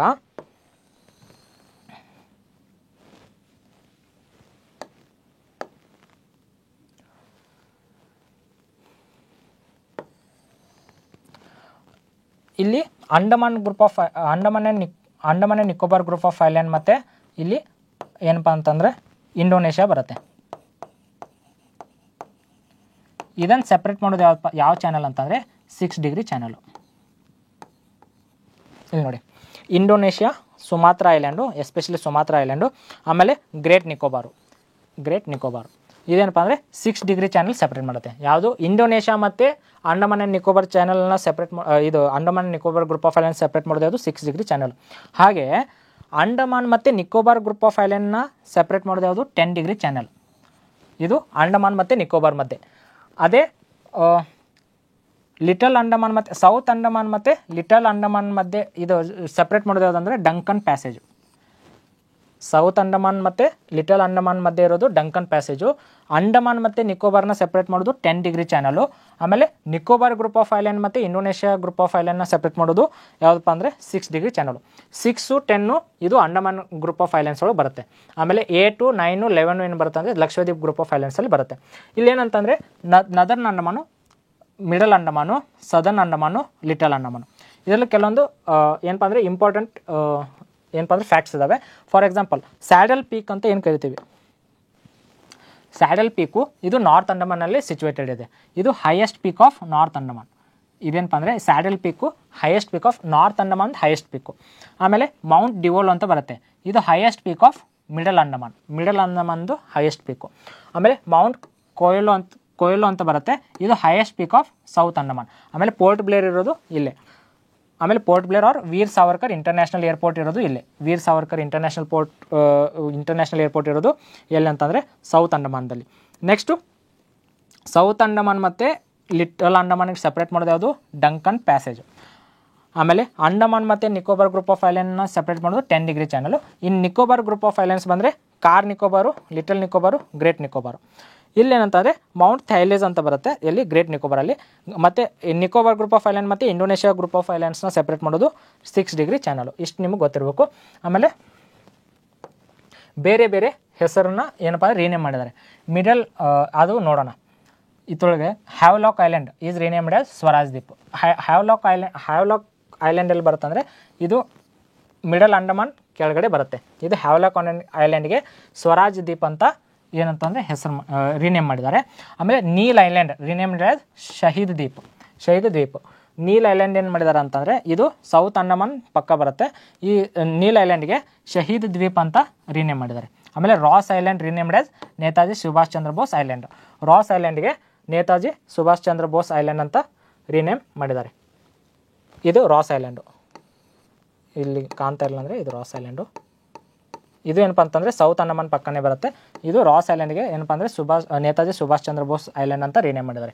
ಯಾವುದು ಹ್ಯಾವ್ಲಾಕ್ ಐಲ್ಯಾಂಡ್ಗೆ ಸ್ವರಾಜ್ ದ್ವೀಪು, ನೀಲ್ ಐಲ್ಯಾಂಡ್ಗೆ ಶಹೀದ್ ದ್ವೀಪು, ಆಮೇಲೆ ರಾಸ್ ಐಲ್ಯಾಂಡ್ಗೆ ನೇತಾಜಿ ಸುಭಾಷ್ ಚಂದ್ರ ಬೋಸ್ ಐಲ್ಯಾಂಡ್ ಅಂತ ರೀನೇಮ್ ಮಾಡಿದ್ದಾರೆ. ಇದು ರೀಸೆಂಟಾಗಿ ನ್ಯೂಸಲ್ಲಿ ಇದ್ದಿದ್ದಕ್ಕೆ ನೀವು ನೆನಪಿಟ್ಕೋಬೇಕಾಗುತ್ತೆ. Next Middle Andaman is greatest island of India, ಅದೇ ಆಗಲೇ ಹೇಳಿದೆ. Second largest is Minicoy. Second largest ಯಾವುದಪ್ಪ ಅಂತಂದರೆ ಲಕ್ಷದ್ವೀಪ್ ಐಲ್ಯಾಂಡ್ ಒಳಗೆ ಬರುತ್ತೆ. ಮಿನಿಕಾಯ್ ಇಸ್ ದಪ್ಪ ಏನಪ್ಪ ಅಂದರೆ second largest island of India. Next ಇಲ್ಲಿ Andaman and Nicobar group of ಐಲ್ಯಾಂಡ್ಸಲ್ಲಿ ಯಾವ್ಯಾವ ಇಂಪಾರ್ಟೆಂಟ್ ಟ್ರೈಬ್ಸ್ ಅದಾವೆ ಅಂತಂದರೆ ಜಾರ್ವಾ, ಶಾಂಪೇನು, ಆಮೇಲೆ Sentinelese tribes are famous tribes of Andaman group of islands. ಇವೇನಪ್ಪ ಅಂದರೆ important tribes of Andaman group of islands tribes ಇವು. ಇಷ್ಟು Andaman and Nicobar group of islands. ಇವಾಗ ಲಕ್ಷದ್ವೀಪಿಗೆ ಬರೋಣ. ಅಲ್ಲಿ ಏನು ನೋಡಿದ್ವಿ, ಅಂಡಮಾನ್ ಆ್ಯಂಡ್ ನಿಕೋಬಾರಲ್ಲಿ ಏನು ನೋಡಿದ್ವಿ ಅಂತಂದರೆ ಒಂದ್ಸತಿ ಗ್ಲಾನ್ಸ್ ಮಾಡೋಣ. 4 ಐಲ್ಯಾಂಡ್ಸು ಅಂಡಮಾನ್ದು, ಆಮೇಲೆ ನಿಕೋಬಾರ್ದು 3, car Nicobar, Little Nicobar, Great ನಿಕೋಬಾರು. ಇದು north Andaman, Middle Andaman, South ಅಂಡಮಾನು, ಆಮೇಲೆ ಲಿಟಲ್ ಅಂಡಮಾನು. ಇದು Andaman and Nicobar group of island ಮತ್ತು ಇಂಡೋನೇಷ್ಯಾನ ಸಪ್ರೇಟ್ ಮಾಡೋದು 6 ಡಿಗ್ರಿ ಚಾನಲು. ಆಮೇಲೆ ಅಂಡಮಾನ್ ಗ್ರೂಪ್ ಆಫ್ ಐಲ್ಯಾಂಡ್ಸ್ ಮತ್ತು ನಿಕೋಬಾರ್ ಗ್ರೂಪ್ ಆಫ್ ಐಲ್ಯಾಂಡ್ಸ್ನ ಸಪ್ರೇಟ್ ಮಾಡೋದು 10 ಡಿಗ್ರಿ ಚಾನಲು. ಲಿಟಲ್ ಅಂಡಮಾನ್ ಮತ್ತು ಸೌತ್ ಅಂಡಮಾನ್ ಸಪ್ರೇಟ್ ಮಾಡೋದು ಡಂಕನ್ ಪ್ಯಾಸೇಜು. ಇಷ್ಟು ನೋಡಿದ್ವಿ. ಇದೇನಪ್ಪ ಅಂದರೆ ಇವು 3 ಚಾನಲ್ಸ್ಲ ಇದರಲ್ಲಿ ನಾವು ನೋಡಿದ್ವಿ. ಆಮೇಲೆ ಇದರಲ್ಲಿ ಮತ್ತೆ ಸ್ಯಾಡಲ್ ಪೀಕ್ ಬರುತ್ತೆ. ಆಮೇಲೆ ಇಲ್ಲಿ ಏನಪ್ಪ ಅಂತಂದರೆ Havelock island, Neil island, Ross island ನೋಡಿದ್ವಿ. ಇದಕ್ಕೆ ಸ್ವರಾಜ್ ದ್ವೀಪು, ಶಹೀದ್ ದ್ವೀಪು, ಆಮೇಲೆ ನೇತಾಜಿ ಸುಭಾಷ್ ಚಂದ್ರ ಬೋಸ್ ದ್ವೀಪ್ ಅಂತ ಕರೀತಾರಂತ ರೀನೇಮ್ ಮಾಡಿದಾರೆ ಅಂತ ನೋಡಿದ್ವಿ. ಇಷ್ಟು Andaman and Nicobar group of island. ಇವಾಗ ಲಕ್ಷದ್ವೀಪ್ ಗ್ರೂಪ್ ಆಫ್ ಐಲ್ಯಾಂಡ್ಸ್ನ ನೋಡೋಣ. ಇಲ್ಲಿ ಏನಂತಂದರೆ 6 degree channel, 10 degree channel, Duncan passage ಇಷ್ಟು ಇಂಪಾರ್ಟೆಂಟು. ಹಾಗೆ ಇವಾಗ ಲಕ್ಷದ್ವೀಪ್ ಗ್ರೂಪ್ ಆಫ್ ಐಲ್ಯಾಂಡ್ಸ್ ಇಲ್ಲಿ ಬಂತಂತಂದರೆ ಇಲ್ಲೇನು ಬರುತ್ತಂದರೆ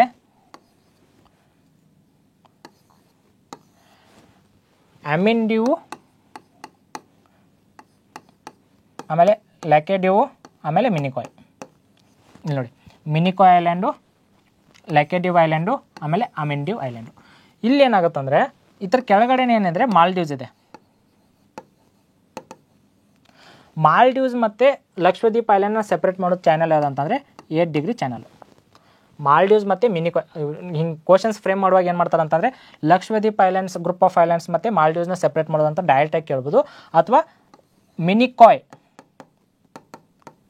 ಮತ್ತು ಮಾಲ್ಡೀವ್ಸ್ ನಡುವೆ ಇರೋ ಚಾನಲ್ ಯಾವುದು ಅಂತಂದರೆ 8 ಡಿಗ್ರಿ ಚಾನಲ್ ಅಂತ ಹಿಂಗೂ ಕ್ವಶನ್ ಫ್ರೇಮ್ ಮಾಡ್ಬೋದು.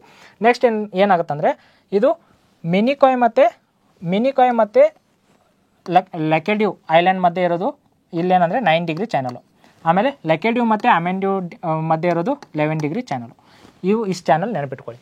ಅಲ್ಲೇನು ಅಂತಂದರೆ ಅಂಡಮಾನ್ ನಿಕೋಬಾರಲ್ಲಿ 6 ಡಿಗ್ರಿ ಚಾನಲ್ ಮತ್ತು 10 ಡಿಗ್ರಿ ಚಾನಲ್ ಬರುತ್ತೆ. ಇಲ್ಲೇನಂದರೆ 8 to 9 11 ಡಿಗ್ರಿ ಚಾನಲ್ಸ್ ಬರುತ್ತೆ.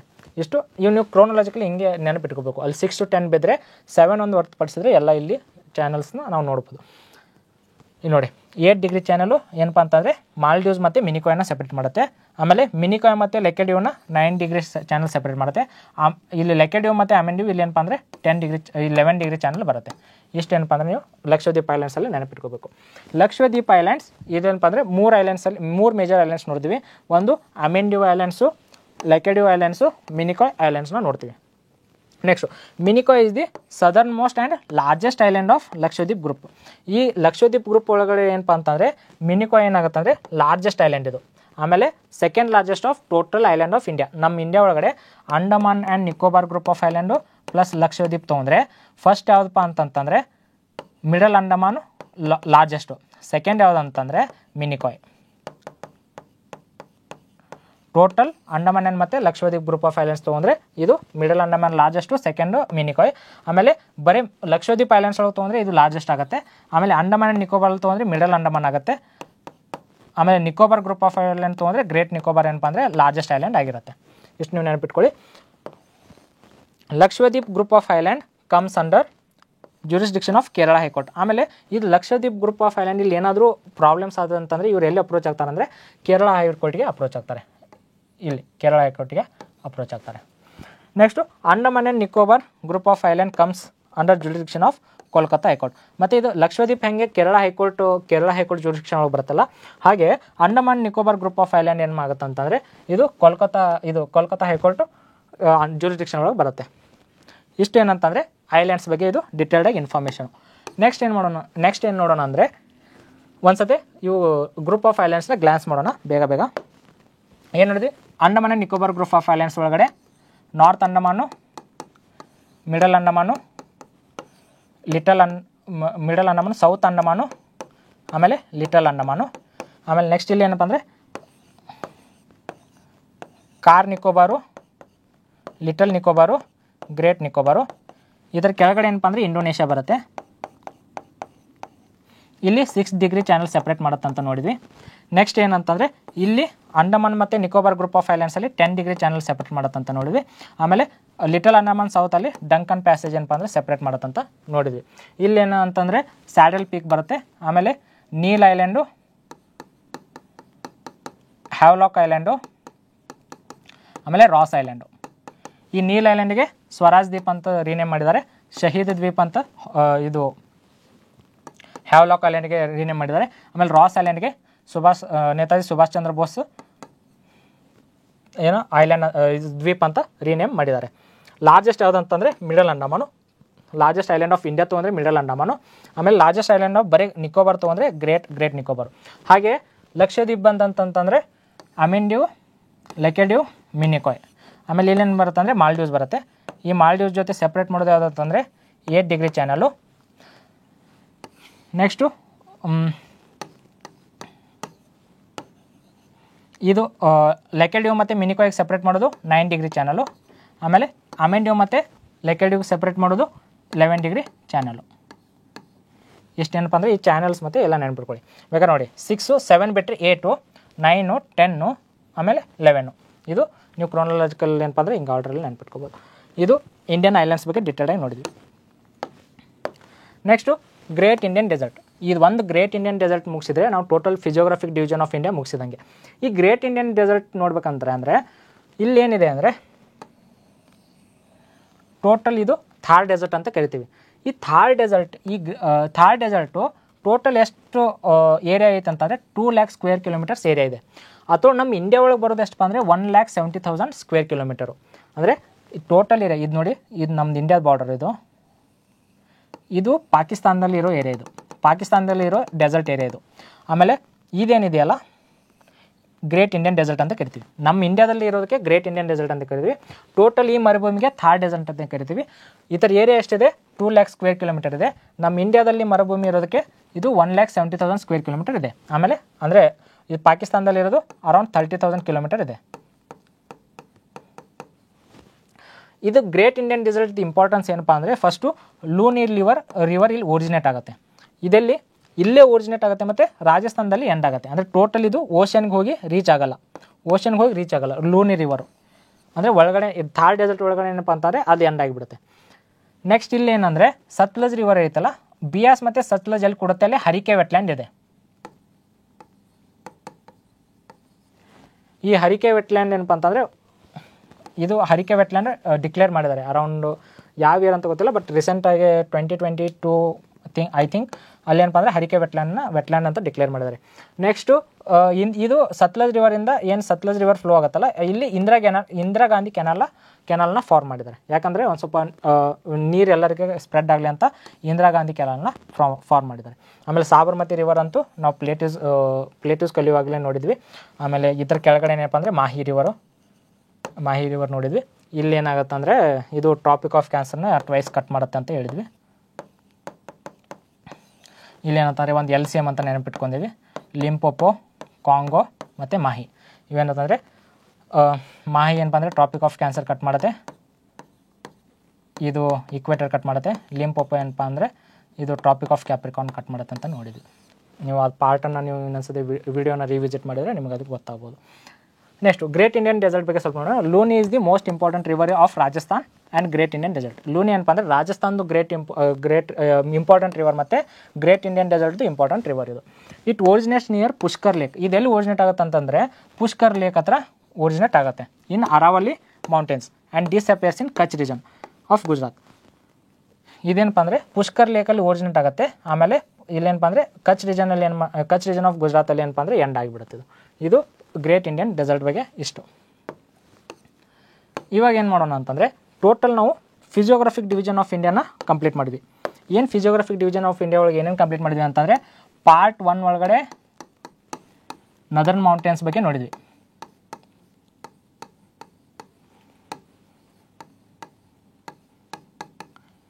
ಈ ನದರ್ನ್ ಮೌಂಟೇನ್ಸ್ ಬಗ್ಗೆ ಡಿಟೇಲ್ಡಾಗಿ ನೋಡಿದ್ವಿ. ಪಾರ್ಟ್ 2 ಒಳಗಡೆ ನದರ್ನ್ ಪ್ಲೇನ್ಸ್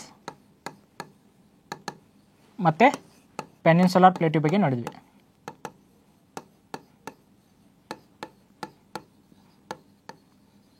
ಆಮೇಲೆ ಪಾರ್ಟ್ 3 ಒಳಗಡೆ ಇಂಡಿಯನ್ ಕೋಸ್ಟಲ್ ಪ್ಲೇನ್ಸ್, ಆಮೇಲೆ Great Indian Desert, Indian coastal plains and Indian islands ನೋಡಿದ್ವಿ. ಇದು ಪಾರ್ಟ್ 3. ಇವಾಗ ಇದೇನಪ್ಪ ಅಂದರೆ total physiographic division of India cover ಆಯಿತು. ಆಮೇಲೆ ಇತರ ಬೇಸಿಸ್ ಮೇಲೆ ಕೆಲವೊಂದು ಕ್ವಶನ್ಸ್ನ ನೋಡೋಣ. PYQs ನೋಡೋಣ. So which of the following is not a part of Northern Plains of India. ಇಲ್ಲೇನು ಕೊಟ್ಟಾರೆ? ಪಂಜಾಬ್ ಪ್ಲೇನ್ಸು, ಗಂಗಾ ಪ್ಲೇನ್ಸು, ಆಸಾಮ್ ಪ್ಲೇನ್ಸು, ಆಮೇಲೆ ಮಾಲ್ವಾ ಪ್ಲೇಟ್ಯೂ. ಇವಾಗ ಇದನ್ನು 2 ಥರ ಅಪ್ರೋಚ್ ಮಾಡ್ಬೋದು. ಏನು ನಾಲೆಜೇ ಇಲ್ಲ, ಆಮೇಲೆ ನಾಲೆಜ್ ಇದ್ದಾಗ.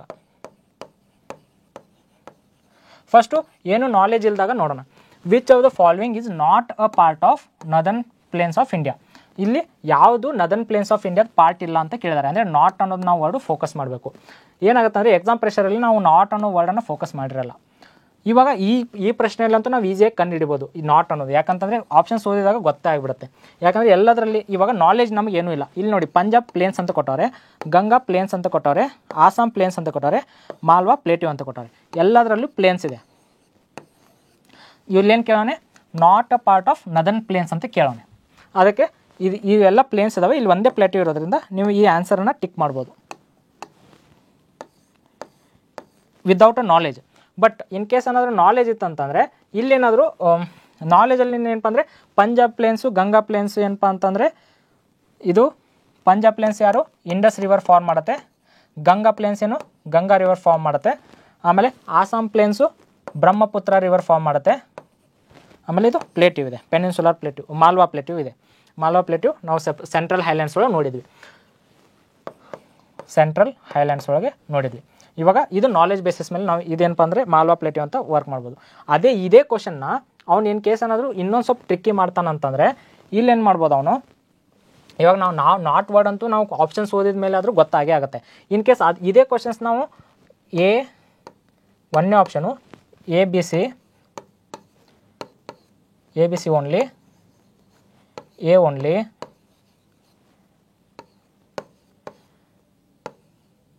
ಬಿ ಸಿ ಡಿ ಓನ್ಲಿ, ಆಮೇಲೆ ಡಿ ಓನ್ಲಿ. ಇವಾಗ ವಿಚ್ ಆಫ್ ದ ಇವಾಗ ಇದನ್ನ ನಾಟ್ ವರ್ಡ್ನ ಫೋಕಸ್ ಮಾಡಲಿಲ್ಲ ಅಂತ ತಿಳ್ಕೊಳ್ಳಿ. Which of the following is a part of the Northern Plains. ಇವಾಗ ಆಪ್ಷನ್ ಇದು ಆಗುತ್ತೆ, ಪಂಜಾಬ್ ಪ್ಲೇನ್ಸು, ಗಂಗಾ ಪ್ಲೇನ್ಸು, ಆಸಾಮ್ ಪ್ಲೇನ್ಸು. ನಾವು ಇದನ್ನು ಟಿಕ್ ಮಾಡ್ಬೋದು.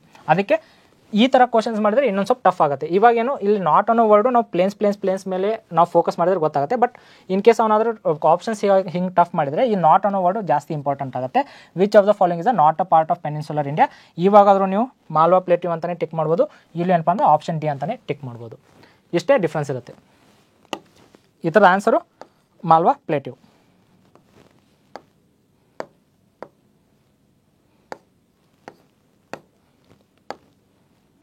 ಈ ಥರ answer Malwa Plateau. Next question. The Western Ghats are also known as. ಇಲ್ಲೇನಾಗುತ್ತೆ ಅಂದರೆ ವೆಸ್ಟರ್ನ್ ಘಾಟ್ಸ್ ಮತ್ತು ಈಸ್ಟರ್ನ್ ಘಾಟ್ಸ್ ಬಗ್ಗೆ, Western Ghats and Eastern Ghats ಬಗ್ಗೆ ನಾನು ನಿಮಗೆ ಜಾಸ್ತಿ ಹೇಳಿಲ್ಲ.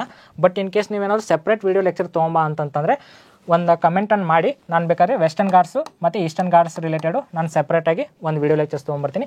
ಇದರಲ್ಲಿ ಏನಪ್ಪ ಅಂದರೆ ಯಾವ್ಯಾವ ಸ್ಟೇಟ್ಸಲ್ಲಿ ಫಾರ್ಮ್ ಹೋಗುತ್ತೆ ಇದು, ಆಮೇಲೆ ಕಮಿಟೀಸ್ ಯಾವ್ಯಾವ ಫಾರ್ಮ್ ಆಗಿದ್ದು, ಆ ಕಮಿಟೀಸ್ ಏನೇನು ರೆಕಮೆಂಡೇಶನ್ ಕೊಟ್ಟಿದ್ರು, ಮತ್ತು ಇಂಪಾರ್ಟೆಂಟ್ ಪೀಕ್ಸ್ ಯಾವುವು, ಆಮೇಲೆ ಇಂಪಾರ್ಟೆಂಟ್ ರಿವರ್ಸ್ ಯಾವುವು. ಇದನ್ನು ಬೇಕಾದರೆ ಒಂದು ಸೆಪ್ರೇಟಾಗಿ ವೀಡಿಯೋ ಲೆಕ್ಚರ್ಸ್ ತೊಗೊಂಬ ಅಂತಂದರೆ ನೀವು ಕಮೆಂಟ್ ಹಾಕಿದರೆ ನಾನು ಇದೊಂದು ಸೆಪ್ರೇಟಾಗಿ ವೀಡಿಯೋ ಲೆಕ್ಚರ್ಸ್ ತೊಗೊಂಬರ್ತೀನಿ. Western Ghats are also known as, ಇದಕ್ಕೇನಪ್ಪ ಅಂದರೆ ಸಹ್ಯಾದ್ರಿ ಅಂತ ಕರೀತಾರೆ. ಇವಾಗ ಇಲ್ಲಿ ನಾವು ಪ್ಲೇಟ್ಯೂಸ್ ಬಗ್ಗೆ ಕಲ್ತಿದ್ವಿ. ಪ್ಲೇಟ್ಯೂಸ್ ಒಳಗಡೆ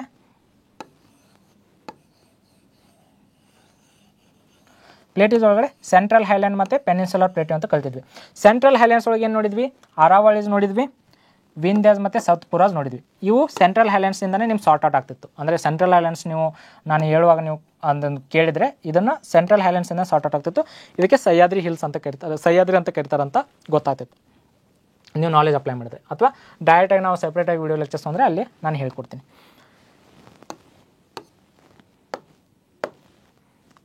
which of the following rivers does not originate from the peninsular plateau. ಯಾವುದು ರಿವರು ಪೆನಿನ್ಸುಲರ್ ಪ್ಲೇಟ್ಯೂಯಿಂದ ಒರಿಜಿನೇಟ್ ಆಗಲ್ಲ ಅಂತ ಕೇಳಿದ್ದಾರೆ. ಇದರಲ್ಲಿ ಆಪ್ಷನ್ಸ್ ಏನು ಕೊಟ್ಟವ್ರೆ, ಗೋದಾವರಿ, ನರ್ಮದಾ, ಯಮುನಾ, ಮಹಾನದಿ ಅಂತ ಕೊಟ್ಟವ್ರೆ. ಪೆನಿನ್ಸುಲರ್ ಪ್ಲೇಟ್ಯೂ ನೋಡಿದಾಗ ಪೆನಿನ್ಸುಲರ್ ಪ್ಲೇಟ್ಯೂ ಏನಪ್ಪ ಅಂದರೆ ಸೆಂಟ್ರಲ್ ಹೈಲ್ಯಾಂಡಲ್ಲಿ ಡಿವಿಷನ್ ಇತ್ತು, ಆಮೇಲೆ ಡೆಕ್ಕನ್ ಪ್ಲೇಟ್ಯೂ ಅಲ್ಲಿ ಡಿವಿಷನ್ ಮಾಡಿದ್ವಿ. ಇದರಲ್ಲಿ ಏನಪ್ಪ ಅಂದರೆ ನರ್ಮದಾ ನೋಡಿದ್ವಿ ನಾವು. ನರ್ಮದಾ ಏನಪ್ಪ ಅಂತಂದರೆ ಇಲ್ಲಿ ವಿಂಧ್ಯಾಸ್ ಮತ್ತು ಸತ್ಪುರ ಮತ್ತು ವಿಂಧ್ಯ ರೇಂಜ್ ಒಳಗಡೆ ನೋಡುವಾಗ ಇದು ನರ್ಮದಾ ಡಿವೈಡ್ ಮಾಡುತ್ತೆ ಅಂತ ನೋಡಿದ್ವಿ. ನರ್ಮದಾ ಅಂತ ಏನಪ್ಪ ಅಂದರೆ ಪೆನಿನ್ಸುಲಾ ಪ್ಲೇಟಲ್ಲಿ ಒರಿಜಿನೇಟ್ ಆಯಿತು. ನೆಕ್ಸ್ಟು ಮಹಾನದಿ ಏನಪ್ಪ ಅಂತಂದರೆ ಇದು ಬೇ ಆಫ್ ಬೆಂಗಾಲಲ್ಲಿ ಡ್ರೈನ್ ಮಾಡುತ್ತೆ. ಇದು ಇಲ್ಲೇ ಈ ಪ್ಲೇಟ್ಯೂಸಲ್ಲಿ ಏನಪ್ಪ ಅಂದರೆ ಫಾರ್ಮ್ ಆಗಿ ಬೇ ಆಫ್ ಬೆಂಗಾಲಲ್ಲಿ ಡ್ರೈನ್ ಮಾಡುತ್ತೆ. ಒಡಿಶಾ ರೀಸನಲ್ಲಿ ಫಾರ್ಮ್ ಆಗಿರುತ್ತೆ. ಇದು ಒಡಿಶಾ ರೀಸನಲ್ಲಿ ಹರಿಯುತ್ತೆ. ಒಡಿಶಾ. ಆಮೇಲೆ ನೆಕ್ಸ್ಟು ನರ್ಮದಾ ಆಯಿತು, ಮಹಾನದಿ ಆಯಿತು. ಇನ್ನು ಗೋದಾವರಿ ಏನಪ್ಪ ಅಂದರೆ ಮಹಾರಾಷ್ಟ್ರ ರೀಜನಲ್ಲಿ ಫಾರ್ಮ್ ಆಗುತ್ತೆ. ಆಮೇಲೆ ಬೇ ಆಫ್ ಬೆಂಗಾಲಲ್ಲಿ ಡ್ರೈನ್ ಆಗುತ್ತೆ. ಇನ್ನು ಉಳಿತು ಯಾವುದು ಯಮುನಾ. ಈ ಯಮುನಾ ಏನಪ್ಪ ಅಂದರೆ ನದರ್ನ್ ಪ್ಲೇನ್ಸಲ್ಲಿ ಫಾರ್ಮ್ ಆಗಿ ಬೇ ಆಫ್ ಬೆಂಗಾಲಲ್ಲಿ ಡ್ರೈನ್ ಆಗುತ್ತೆ. ಅವ್ರೇನು ಕೇಳಿದ್ದು, which of the following river does not originate from peninsula plate. ಇಲ್ಲೇನಾಯಿತು, ನರ್ಮದಾನು ಏನಪ್ಪ ಅಂದರೆ ಪೆನಿನ್ಸುಲರ್ ಪ್ಲೇಟ್ ಒಳಗೆ ಒರಿಜಿನೇಟ್ ಆಯಿತು. ನೆಕ್ಸ್ಟು ಇದು ಗೋದಾವರಿನೂ ಪೆನಿನ್ಸುಲರ್ ಪ್ಲೇಟ್ ಒಳಗೆ ಒರಿಜಿನೇಟ್ ಆಯಿತು. ಆಮೇಲೆ ಮಹಾನದಿನೂ ಪೆನಿನ್ಸುಲರ್ ಪ್ಲೇಟ್ ಒಳಗಡೆ ಒರಿಜಿನೇಟ್ ಆಯಿತು. ಇವಾಗ ಯಾವುದಂದರೆ ಯಮುನೋತ್ರಿ ಒಳಗೆ ಫಾರ್ಮ್ ಆಗಿರುತ್ತೆ. ಯಮುನೋತ್ರಿ ಮತ್ತು ಯಮುನೋತ್ರಿಯಲ್ಲಿ ಫಾರ್ಮ್ ಆಗಿ ಇದು ಬೇ ಆಫ್ ಬೆಂಗಾಲಲ್ಲಿ ಡ್ರೈನ್ ಆಗುತ್ತೆ. ಅದಕ್ಕೆ ಈ ಥರ ಆನ್ಸರ್ ಏನಪ್ಪ ಅಂತಂದರೆ ಯಮುನಾ ರಿವರು. ನೆಕ್ಸ್ಟ್ ಕ್ವಶನ್ ಏನಂದರೆ eastern coastal plains of India are referred as Coromandel coast, Malabar coast, Konkan coast, ಆಮೇಲೆ ಕೆನರಾ ಕೋಸ್ಟು.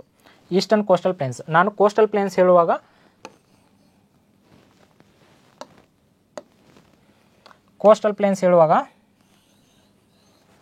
ಇದಕ್ಕೆ ಈಸ್ಟರ್ನ್ ಕೋಸ್ಟಲ್ ಪ್ಲೇನ್ಸು ಮತ್ತು ವೆಸ್ಟರ್ನ್ ಕೋಸ್ಟಲ್ ಪ್ಲೇನ್ಸ್ ಅಂತ ಕರೀತಾರೆ ಅಂತ ಹೇಳಿದೆ. ಇಲ್ಲೇನು ನೋಡಿದ್ವಿ ಅಂತಂದರೆ ಈ ಥರ ಆನ್ಸರ್ ನೀವು ಬೇಕಾದರೆ ಪಾಸ್ ಮಾಡಿ ಇದರ ಆನ್ಸರ್ ಕೊಡಿ, ಕಮೆಂಟಲ್ಲಿ ಹಾಕಿ. ನೆಕ್ಸ್ಟು ಇದರಲ್ಲೇ ಈಸ್ಟರ್ನ್ ಕೋಸ್ಟಲ್ ಪ್ಲೇನ್ಸು, ವೆಸ್ಟರ್ನ್ ಕೋಸ್ಟಲ್ ಪ್ಲೇನ್ಸು. ಇಲ್ಲಿ ಕಟಿಯಾವಾರು ಕೋಸ್ಟಲ್ ಪ್ಲೇನ್ಸ್ನ ನೋಡಿದ್ವಿ. ಆಮೇಲೆ ಇಲ್ಲಿ ಕೊಂಕನ್ ಕೋಸ್ಟಲ್ ಪ್ಲೇನ್ಸು, ಆಮೇಲೆ ಇಲ್ಲಿ ಮಲಬಾರ್ ಕೋಸ್ಟಲ್ ಪ್ಲೇನ್ಸು. ನೆಕ್ಸ್ಟ್ ಇಲ್ಲೇನು ನೋಡಿದ್ವಿ, ಕೋರಮಂಡಲ್ ಕೋಸ್ಟಲ್ ಪ್ಲೇನ್ಸು, ಆಮೇಲೆ ಆಂಧ್ರ ಕೋಸ್ಟಲ್ ಪ್ಲೇನ್ಸು, ಆಮೇಲೆ ಉತ್ಕಲ್ ಕೋಸ್ಟಲ್ ಪ್ಲೇನ್ಸು. ಇದೇನಪ್ಪ ಅಂದರೆ ಈಸ್ಟರ್ನ್ ಕೋಸ್ಟಲ್ ಪ್ಲೇನ್ಸು, ಇದು ವೆಸ್ಟರ್ನ್ ಕೋಸ್ಟಲ್ ಪ್ಲೇನ್ಸ್. ಇವಾಗ ಅವ್ನು ಕ್ವಶನ್ ಏನು ಕೇಳ್ತಾ ಇರೋದು ಅಂದರೆ eastern coastal plains of India are also referred as. ಅವನು ಆಪ್ಷನ್ ಕೊಟ್ಟಿರೋದು ಯಾವುದು, Coromandel coast, Malabar coast, Konkan coast, Canara coast. ಇಲ್ಲೇನಪ್ಪ ಅಂದರೆ ಇವು ಮಲಬಾರ್ ಕೋಸ್ಟು, ಆಮೇಲೆ ಕೊಂಕನ್ ಕೋಸ್ಟು ಮತ್ತು ಕೆನರಾ ಕೋಸ್ಟ್ ಏನಪ್ಪ ಅಂತಂದರೆ ವೆಸ್ಟರ್ನ್ ಕೋಸ್ಟಲ್ ಪ್ಲೇನ್ಸಲ್ಲಿ ಬರ್ತಿದ್ದು. ಇದು ಕೋರಮಂಡಲ್ ಕೋಸ್ಟ್ ಏನಪ್ಪ ಅಂದರೆ ಈಸ್ಟರ್ನ್ ಕೋಸ್ಟಲ್ ಪ್ಲೇನ್ಸಲ್ಲಿ ಬರುತ್ತೆ. ಅದಕ್ಕೆ the eastern coastal plains of India are also referred as Coromandel coast ಅಂತ ಕರಿತೀವಿ. Next Thar desert is located in which Indian state. Thar desert ಯಾವ ಇಂಡಿಯನ್ ಸ್ಟೇಟಲ್ಲಿ ಲೊಕೇಟೆಡ್ ಇದೆ ಅಂತಂದರೆ ಆಪ್ಷನ್ಸ್ ಏನೇನು ಕೊಟ್ಟಿದ್ದಾರೆ, ಗುಜರಾತು, ರಾಜಸ್ಥಾನು, ಹರಿಯಾಣ, ಆಮೇಲೆ ಪಂಜಾಬ್. ಈ ಥರ ಆನ್ಸರ್ ಏನಂತಂದರೆ ರಾಜಸ್ಥಾನ. ಇವೊಂದು ಏನಪ್ಪ ಅಂದರೆ ಸ್ಮಾಲ್ ಪಾರ್ಟ್ ಆಫ್ ನಾವು ಗುಜರಾತಲ್ಲಿ ನೋಡ್ತೀವಿ. ಆಮೇಲೆ ಇವಾಗ ರೀಸೆಂಟಲ್ಲಿ ನ್ಯೂಸಲ್ಲಿ ಏನಿದೆ ಅಂತಂದರೆ ಡೆಸರ್ಟಿಫಿಕೇಷನ್ ಆಗ್ತಾಯಿದೆ ಅಂತ ನೋಡ್ತೀವಿ.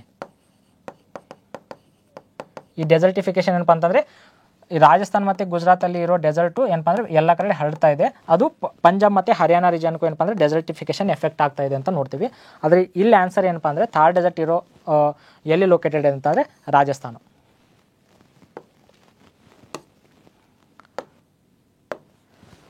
Which of the following is the highest peak in western Ghats. Western Ghats friends, ನಾನು ನಿನ್ನೆ ಒಂದು ಪಾರ್ಟ್ 2 ಒಳಗಡೆ ಲಾಸ್ಟಿಗೆ ನಾನು ಒಂದು ಟ್ರಿಕ್ ಹೇಳುವಾಗ ಸ್ವಲ್ಪ ಏನೋ ಎಡವಿದ್ದೆ. ಅದನ್ನು ನಾನು ಇವಾಗ ಕ್ಲಾರಿಟಿ ಮಾಡ್ತೀನಿ. ಅಲ್ಲಿ ಏನು ನೋಡಿದ್ವಿ ಅಂತಂದರೆ ವೆಸ್ಟರ್ನ್ ಘಾಟ್ಸ್ ಒಳಗಡೆ ಹಿಲ್ಸ್ ನೋಡ್ತಾ ಇದ್ವಿ, ಅಂದರೆ ಯಾವ್ಯಾವ ಹಿಲ್ಸು ಯಾವ್ಯಾವ ಪೀಕ್ಸು ಅಂತ. ಅಲ್ಲಿ ನಾನೊಂದು ಏನು ಟ್ರಿಕ್ ಹೇಳಿದೆ ಅಂದರೆ can she go to Japan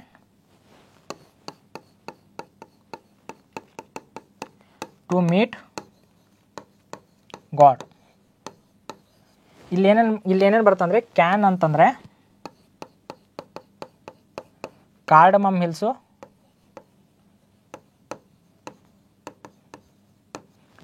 ಅನೈಮುಡಿ hills,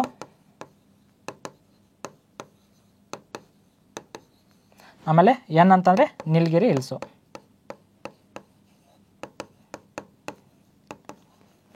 ಇಲ್ಲಿ ಶಿ ಅಂದರೆ ಶೆವೆರಾಯ್. ಆಮೇಲೆ ಗೋ ಟುದು ಏನು ಇಂಪಾರ್ಟೆನ್ಸ್ ಇಲ್ಲ. ಜಪಾನ್ ಒಳಗೆ ಬಂತಂತಂದರೆ ಜಾವಡಿ ಹಿಲ್ಸು,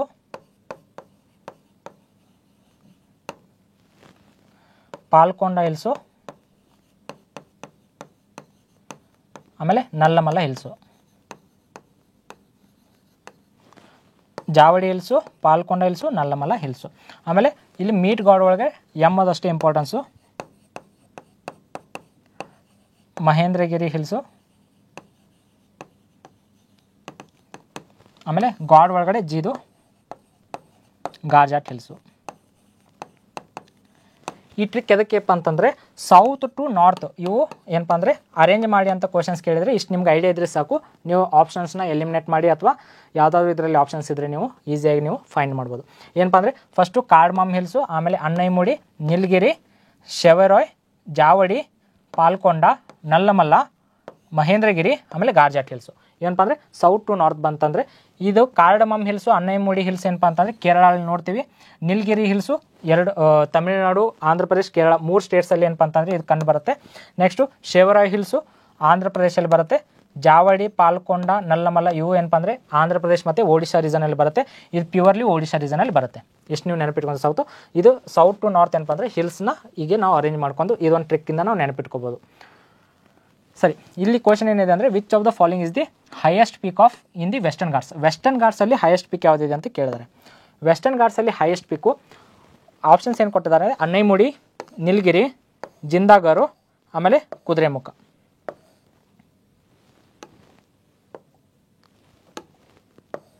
ಕುದುರೆಮುಖ ಇದರ ಆನ್ಸರ್ ಏನಪ್ಪ ಅಂತಂದರೆ ಅನ್ನೈಮುಡಿ. ಅನ್ನೈಮುಡಿದು ಎಷ್ಟೈತೆ ಅಂದರೆ 2695 ಮೀಟರ್ಸ್. ನೀಲಗಿರಿ ಒಳಗೆ ಯಾವುದು ಹೈಯೆಸ್ಟ್ ಪೀಕ್ ಅಂದರೆ ದೊಡ್ಡ ಬೆಟ್ಟ ಅಂತ ಬರುತ್ತೆ.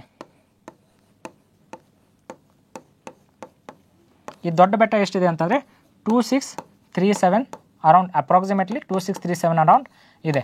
ಇದು ಇದರ ಹೈಟು. ನೆಕ್ಸ್ಟು ಜಿಂದಾಗರ್ದು ಎಷ್ಟಿದೆ ಅಂತಂದರೆ ಅರೌಂಡ್ ಅಪ್ರಾಕ್ಸಿಮೇಟ್ 2000 ಮೀಟರ್ಸ್ ಇದೆ. ನೆಕ್ಸ್ಟು ಕುದುರೆಮುಖದ ಏನಪ್ಪ ಅಂದರೆ 1800 ಸಮಥಿಂಗ್ ಇದೆ ಏನಪ್ಪ ಅಂದರೆ ಮೀಟರ್ಸ್. ಅದಕ್ಕೆ ಈ ಥರ ಹೈಯೆಸ್ಟ್ ವೆಸ್ಟರ್ನ್ ಘಾಟ್ಸ್ದ ಹೈಯೆಸ್ಟ್ ಪೀಕ್ ಯಾವುದಂದರೆ Anaimudi hills. So friends, thank you.